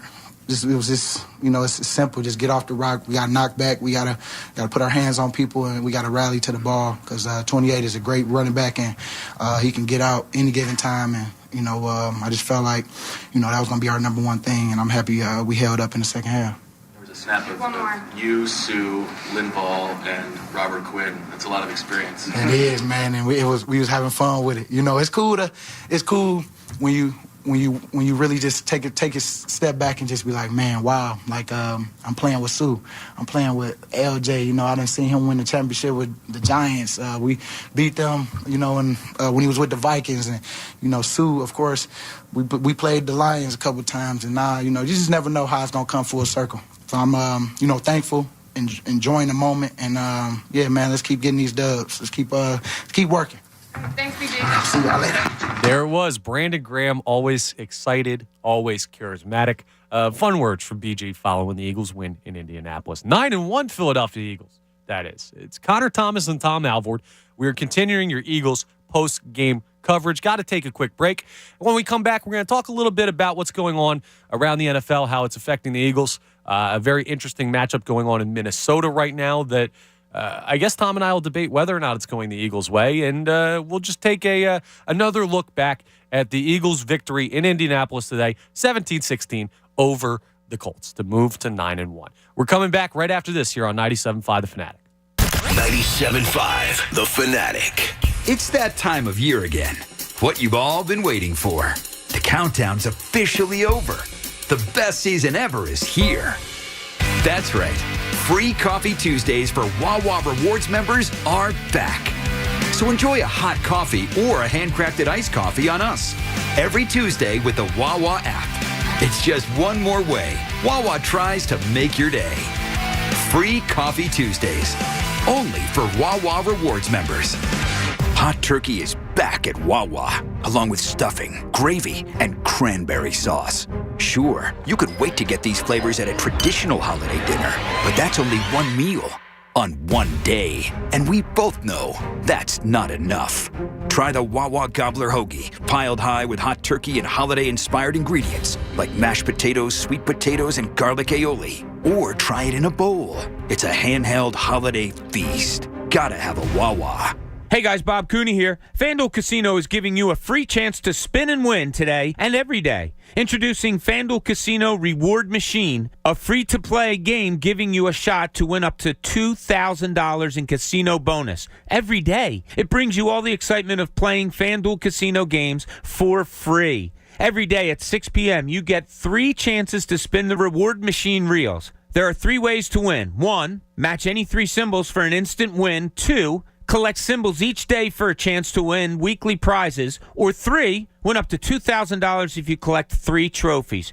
So what are you waiting for? Download the FanDuel Casino app by going to FanDuel.com/Bob and start playing Reward Machine today. That's FanDuel.com/Bob. 21 plus and present in PA. Bonus issue as non-withdrawable casino-only site credit that expires 7 days after receipt. Restrictions apply. See full terms at FanDuel.com/casino. Gambling problem? Call 1-800-GAMBLER or visit FanDuel.com/RG. Fall is upon us, so it's that time of year again to consider replacing your old drafty windows and doors before another cold winter season rolls in. Hi, it's Ricky Bowe, and when I need a company to help me with these home projects, I turn to the experts, my good friends at Guida Door and Window. Act now and receive 20% off all windows and doors. Plus, Guida will allow you to start your project today with no money out of pocket and take up to 3 years to pay it off, interest-free, once the job is expertly installed. So you'll be able to start enjoying all the benefits of new, highly energy-efficient windows and doors, including an increased comfort level of your home and lowered monthly energy bills, while taking advantage of 20% savings and having the luxury of paying off your project with 0% interest-free for up to 36 months. But you must act now. This offer is for a limited time only. Restrictions apply. For full details, call Guida today to schedule a free, no-obligation in-home estimate at 1-877-GO-GUIDA or visit them at GoGuida.com.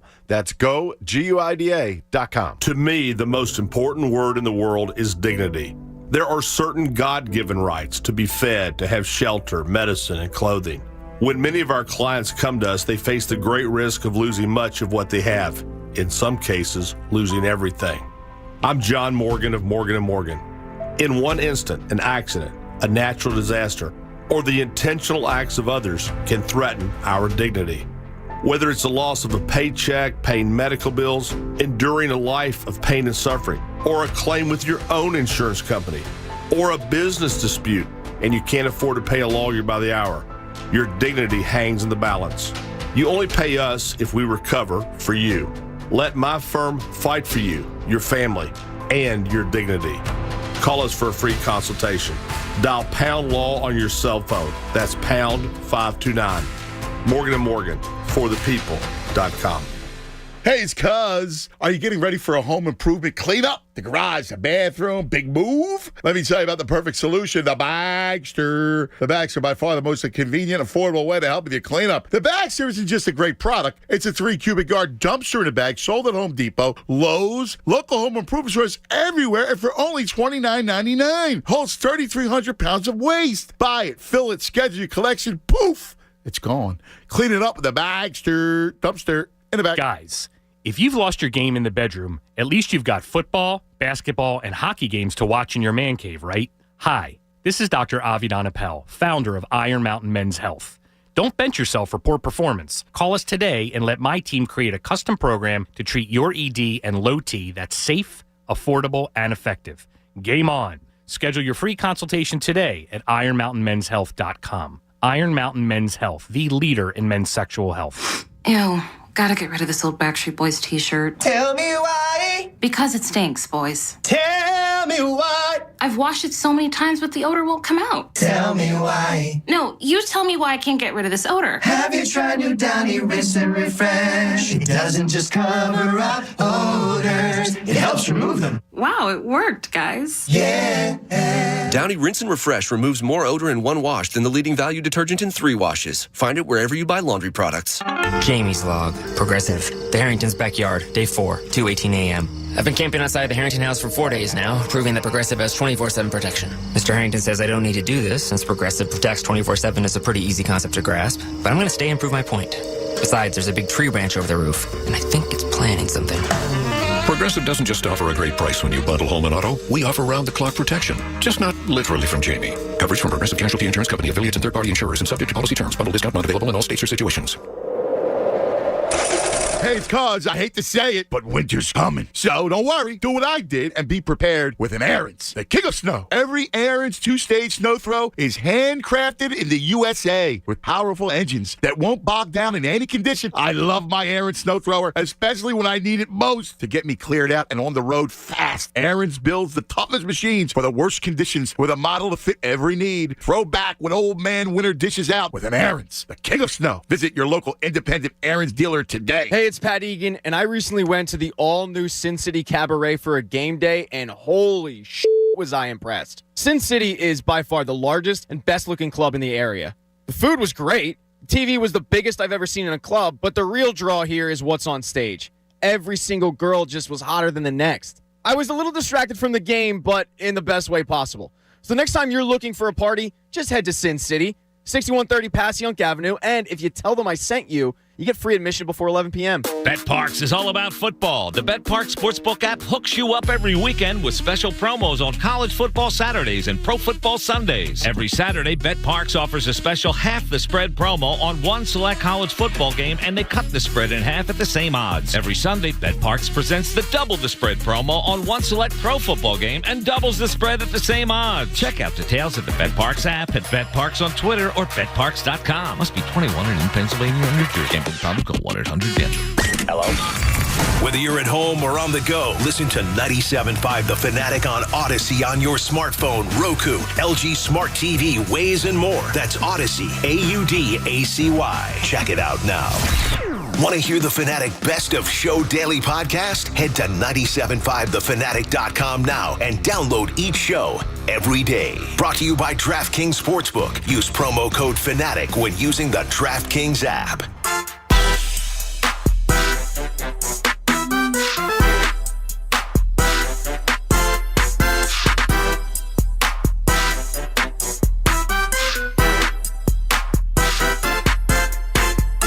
.633 just turned to 6:33 here, 97.5 The Fanatic. Our final segment of Eagles post-game coverage, at least between myself and Tom Alvord, and then D. Lynham and Tyler Zulli have you coming up from 7 p.m. to 10 p.m. talking all about what the Philadelphia Eagles did today in Indianapolis. And the main thing they did today in Indianapolis, above all else, is they won.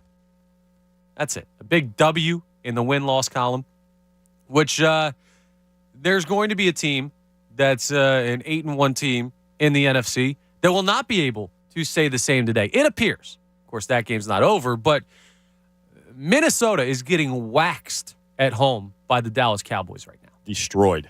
Absolutely smoked. So the Philadelphia Eagles, the score right now with 8 minutes and 15 seconds left in the third quarter is 37-3. The Dallas Cowboys are beating Minnesota. On the road in Minnesota, after Minnesota comes off that huge win against the Buffalo Bills in overtime. 8-1 Minnesota Vikings down 37-3 with 8 minutes left in the third quarter. There's still half a game left. Yes. They got 40 points almost. And I am going to get immediately taken off the air and ripped out of this chair by some Secret Service or something for saying this. But I'm going to say it because it's the right thing to say. And someone has to be this guy to be logical with this. I'm going to preface this by saying I hate the Dallas Cowboys. I do. I hate them more than any other team in existence in any sport. This is the best thing for the Eagles that the Cowboys are winning. It is a good thing that the Cowboys are winning this football game. That's it. That is the correct logical opinion on this side. I probably agree, but explain why you say that. Because the Vikings are 8-1 and the Cowboys are 6-3. Okay. Yeah, you're coming record-wise. It's literally mathematical. Okay. You're trying to get the 1 seed. I don't want a situation where you have to go to Minnesota in the playoffs. Not that it's a tough place to play because it's a dome and everything like that. I just want the bye. That's what it comes down. The bye as well is hugely important. Your path is so much easier as the top seed in your conference. And the Cowboys are already a 3-loss team. You are a 1-loss team. The Cowboys being 7-3 is better than the Vikings being 9-1. It's very simple. And I get we hate the Cowboys in this town, this, that, and the other. Don't let your hate for the Cowboys cloud your judgment of being a logical fan who's rooting for the Philadelphia Eagles. If the Cowboys went undefeated and the Eagles won the Super Bowl, we're still happy. It's not, the end game is not Dallas loses. The end game is the Eagles win. Now, it helps if both things can happen. and that's always more fun when the Cowboys lose. But in this instance, it's better for the Eagles that the Cowboys win this football game, and that is indeed what they're doing. 37-3 right now in Minneapolis over the Minnesota Vikings. So, that's my take on it. Does that make sense? Yeah, it does make sense. Yeah, because when you look at it, you'd rather have the Vikings at 8-2 than 9-1 when your Philadelphia Eagles currently sit at 9-1 when you're talking about the 1 seed. I mean, neither of it's ideal. You don't want the Vikings or the Cowboys to win. You want a tie, I guess, in that situation. That's obviously... I'm going to bet a large sum of money that this game's not going to end in a tie, being up 37-3. The Dallas Cowboys are, but potentially Dallas, they get hot a little bit here. They're potentially going to be 7-3 if they can hold on for the next 22 minutes or whatever it is.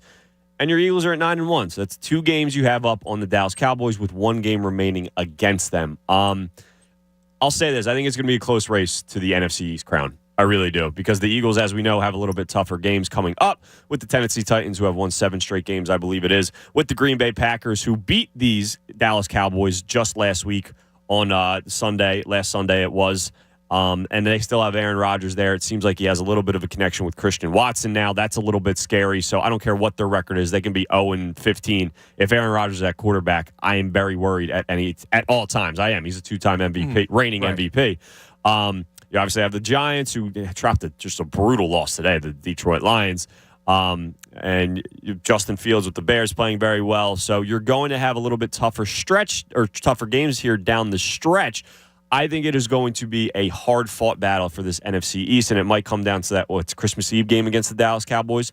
It might all come down to that. We were thinking this NFC East might be wrapped up by then.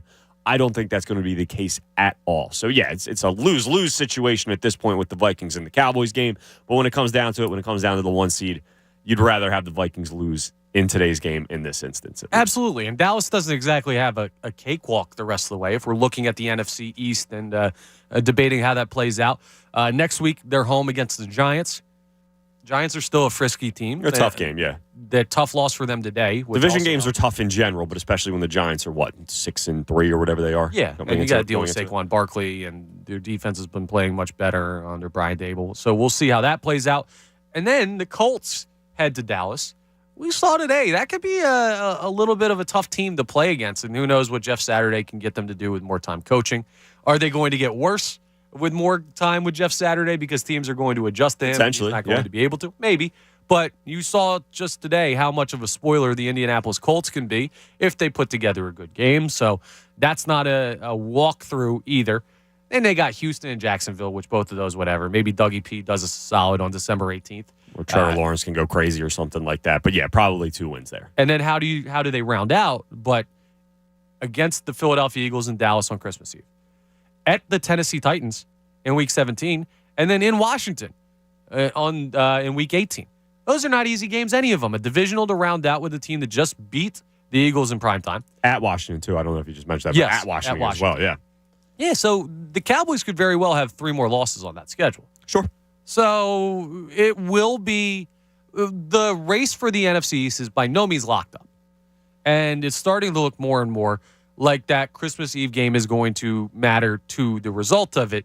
But I don't think still that it'll be decided by that Christmas Eve game. I think there's enough margin for error with the Philadelphia Eagles being 9-1 if they continue on this path that you won't have to look at that they're dead even going into this Christmas Eve game and it gives a significant advantage one way or the other. But things are interesting in the NFC, and for all of those people who said, well, the Eagles haven't played anybody, first it was, well, Minnesota's not that good, and now you're seeing this performance against Dallas, and they might say, okay, well, Dallas was good, but you saw him with Cooper Rush and all. I don't care about any of that. I don't care about they didn't play anybody, because they're going to have to play Dallas in Dallas with Dak Prescott on Christmas Eve. We're going to see him. They're going to have to play the Tennessee Titans, who are a good football team. They're going to have to play Aaron Rodgers. They're going to have to play the Giants twice still. We're done with the whole they haven't played anything conversation. It's a tougher stretch of the schedule, and we're going to see coming up in the next couple weeks just how good this football team really is. Talking about the Eagles as well as the Dallas Cowboys. This should prove to everybody out there that the NFL is such a week-to-week league. Every team Any team can look completely different any given week. We see the Minnesota Vikings beat the Buffalo Bills, a lot of people's Super Bowl favorite heading into the season, and even right now, a lot of people's Super Bowl favorite still beat the Buffalo Bills in a crazy emotional game and then just get absolutely dominated by the Dallas Cowboys at home coming off that game 37-3. This is part of the reason why Minnesota really doesn't scare me a ton, because I know they have a ton of talent on that offense. Dalvin Cook, Justin Jefferson, Adam Thielen. I know that they have Kirk Cousins, who's not he's not a top tier quarterback, but I think Kirk Cousins is a middle tier 10 to 15 type guy, and those guys can win games any given day against any given opponent. But this team's too, I don't know. They don't scare me. They really, really don't scare me. Now, you come, if you're playing in Minnesota, NFC Championship game, whatever it is, we might have a different conversation, but that's why teams like the Buccaneers, crazy to say it, the Buccaneers scare me more than the Vikings do going forward. The Dallas Cowboys absolutely scare me more than the Vikings do going forward. It's just, I don't care what the record says. I never was truly afraid of a team like Minnesota. I would rather see them in the playoffs than a team like the Buccaneers, than a team like the Cowboys, than a team, whoever it may be. Personally, that's just me. I guess my most feared team would probably be Dallas because I think it has to be at this fear of the unknown, right? The 49ers aren't on the Eagles schedule. The Tampa Bay Buccaneers are not on the Eagles schedule. The Niners scare me more than the Vikings as well, but continue. And it's because we already saw the Eagles beat the Vikings, so you have a data point on that, right? We've seen them in a matchup. These other teams are like, well, we don't know how good they look against the Eagles, and you kind of watch them, but it's not the same thing. And Dallas, you beat them, but it wasn't with Dak Prescott, even though you handled them pretty well, all given circumstances with Cooper Rush. So I get where you're coming from. I don't think Minnesota is a team that you shouldn't have a little bit of worry about because they're a really talented football team. But if you're not worried about Minnesota, I look at the other teams, and apart from not knowing what the Eagles look against them or look like against them in full strength, you shouldn't really be that afraid of anybody. Well, I mean, yeah, I still have confidence that the Eagles can go out there and beat any team on any given Sunday. I do believe that. I think they'd have a chance against the Chiefs, against the Bills, against the Cowboys, any of those. I do. I believe this is a really good football team, despite what we've seen the last 2 weeks. I know we got the win today. As we've talked about a ton, we're happy with the win. It's just a win. This team has not played good football. They've played in a letter grade D football the past 2 weeks, and you could even argue that Houston Texans game wasn't exactly a tremendous performance by them. That nobody watched because of the legit World nobody Series watched. game. Yeah, absolutely not. So yeah, to me, I have confidence that they can go out and beat any team on any given Sunday. When I say scared, it's like me having doubts that they're going to win the game. I would have doubts, some doubts creep in against them going against the Bills or the Chiefs or the Cowboys or the Bucks. With the Vikings, and it doesn't even really have to do with what we've seen so far this season.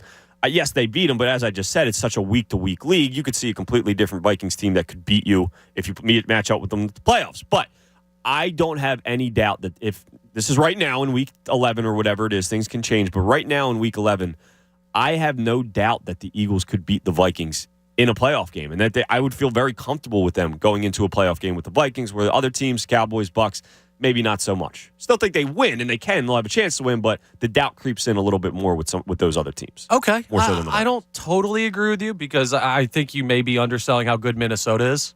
But potentially, I just Kirk Cousins, that dude hasn't won anything in the playoffs. And yeah, they can put up these great games against the Bills, and they can put up a ton of points, but there's games where they're going to have letdown games like this. I've seen it my entire life with Kirk Cousins. I know they have a ton of talent, but you'll get these stinkers like this, the 37-3 type games, especially in a high-leverage, big-moment primetime game where Kirk Cousins doesn't exactly perform like Kirk Cousins. Maybe I'm overlooking them a little bit, but this entire season. I think you are, yeah. Yeah, maybe, and it's probably an unpopular opinion. People are probably yelling at the radio right now like, you're an idiot, dude. You don't know what you're talking about. This entire season, despite the record, I haven't feared the Minnesota Vikings, personally. Okay, well, hey, that's your thought, and we've still got a ways to go. It's week 11 right now, right? Week 11, correct? Yeah, because the Eagles already had the rise, so we got more to go. We got plenty of football left. We're just getting started. We're not even. Who knows? Minnesota just over halfway done. Yeah, Minnesota could go on a big losing streak, and we could look at that. Who did they have coming up? Let me pull their schedule up real quick so I can see. So they're against Dallas today. They're against New England at home. That's an interesting team. They scored, by the way, 3 points for the large majority of today's game against the Jets, and then I don't know if you out there saw this, if you were just locked in on the Eagles. We talked about it off the air earlier, Tom, but a walk-off 80-something yard punt return for the New England Patriots against the New York Jets. What a moment there at Gillette Stadium today. That's nuts. Can't wait till Britton Covey does that a couple weeks from now. Almost let one fly there. That's I didn't hear it. That's nuts. But then Minnesota has the Jets, and the Lions are an interesting team.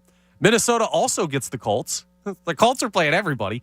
Minnesota has the Giants again. They're at Green Bay in January, which Lambeau's never an easy place to go that late. It's not a dome. So. And then they're at Chicago in Week 18, which it's who a tough knows schedule. what It Justin is. Fields is doing. It's a tough little stretch there. Yeah, it's not easy for any of the contenders for the top seed in the NFC. So that leans more towards, hey, best team's going to take care of business. And right now, you'd be hard-pressed to argue that any team besides the Philadelphia Eagles are the best team in the NFC. I guess there's an argument somewhere for the Cowboys, but with 3 losses on their schedule, they might be the best team the rest of the way, and it might not matter. So that's the standing of the NFC right now and how we're looking at everything. And for that matter, the AFC, the Bills are floundering a little bit. The Chiefs are a good team, but they're not an unbeatable team. And the door is absolutely open for the Philadelphia Eagles this year. And the closer you inch towards it, the more it's just, okay, well, they take care of business. They're going to be there. And there was a something tweeted out, Tom. I don't know if you saw this, but CBS Sports had this out on Twitter. Each time the Eagles have started a season 9-1, they've made the NFL championship game or the Super Bowl. Every single time in franchise history, they've started with that record. How many times has it happened? I'd imagine it's 2. Yeah, 'cause they did it in 04, right? I believe it was. But regardless, doesn't matter. 17, they were 9-1. Okay. Because their only loss was to the Chiefs in week 2, and they lost to the Seahawks in like week 13 it was or later something, in the or season. week Regardless. 12. But yeah, so the door is certainly open. Sure. History tells you, the eye test tells you, the records tell you. Everything is indicating that the Philadelphia Eagles are indeed set up to make a run at this thing. But what they need to do that is they need to start playing a little bit more solid football, I think, to put the fan base a little bit more at ease. Yeah, things need to be cleaned up. That's obvious. And they got a great opponent coming up. Again, I'll say it 1,000 times. I don't care what the record is. That's still Aaron Rodgers as the opposing quarterback coming off 2 straight MVP wins. That dude scares me no matter what. So they're going to have a nice little test on Sunday Night Football next week. And it's just taking care of business. Things need to be cleaned up. Things need to be done better. I need better efficiency. I need less penalties. I need better play calling from this side on the offensive play calling. Last week it's defense. I need to see more consistency all around. Will it happen? I believe so, because I believe this is a very good football team with a good roster, and I believe the leadership on this team is one of the best in the NFL when it comes to your quarterback, your head coach, some of those veteran guys. So just take care of business. It's a week-to-week thing, and let's get a W at Green Bay, or in Philly next week. Yes. Against Green Bay. Against Green Bay in Philadelphia. Thank goodness they're not going up to Lambeau because, man, that's like everyone's like, oh, well, they're a cold weather team too in Philadelphia here, and we have that. We have cold weather and this, that. It's the dumbest thing in sports to think that a team, because they play in Philadelphia, is like cold. These guys are from all over the place. Like the guys who play for the Philadelphia Eagles are not from Philadelphia, largely. No. Like very few. I don't think Florida, California, Texas, stuff like that. So, yeah, some of these guys hate playing in the cold, too. Devontae Smith hates it. You remember that video that went viral of him? Kept asking saying, for I the need hat? towels, Yeah. I need a Scully, like, give me Hates something. Yeah, he's from a lot of these went dudes to are from the Alabama. These South, guys are down south where it never drops below like 60 degrees. And so going to Lambeau is not ideal for anyone, regardless of if the team plays in Philadelphia or not. So good that they're coming here. And also the link will be fired up again, expecting a much better performance against the Green Bay Packers next Sunday. And we're going to have a Sunday night game, primetime, maybe a little primetime redemption after not really showing up against Washington the way we wished the team would have. So a lot of stuff still at stake as the Eagles take on the Packers next Sunday. But for today, for this week, for week 11 of the NFL season, mission accomplished, win secured. You get out of Indianapolis with a razor-thin margin of victory, 17-16, but you got a W. Again, I said it earlier in the show. When we look back on this regular season, come January, when we look back, or even years down the road, when we look back on the 2022 Eagles, we're not going to nitpick this game against the Indianapolis Colts. No, we're not. A couple weeks from now, a couple months from now, a couple years from now, when we look back on this season, all you're going to see is a W. That's it. And your main guy, your franchise guy, Jalen Hurts, got it done in the biggest moment of the season, you could argue, because they dropped this game. That's 2 straight losses going against, and then you're going against Green Bay and the Titans. So huge part of the season, massive game, despite it just being the Indianapolis Colts today. Stepped up in the biggest moment, potentially the biggest moment of the season, biggest game of the season, you could potentially argue. Got it done. You got the W. That's all that matters. Well said.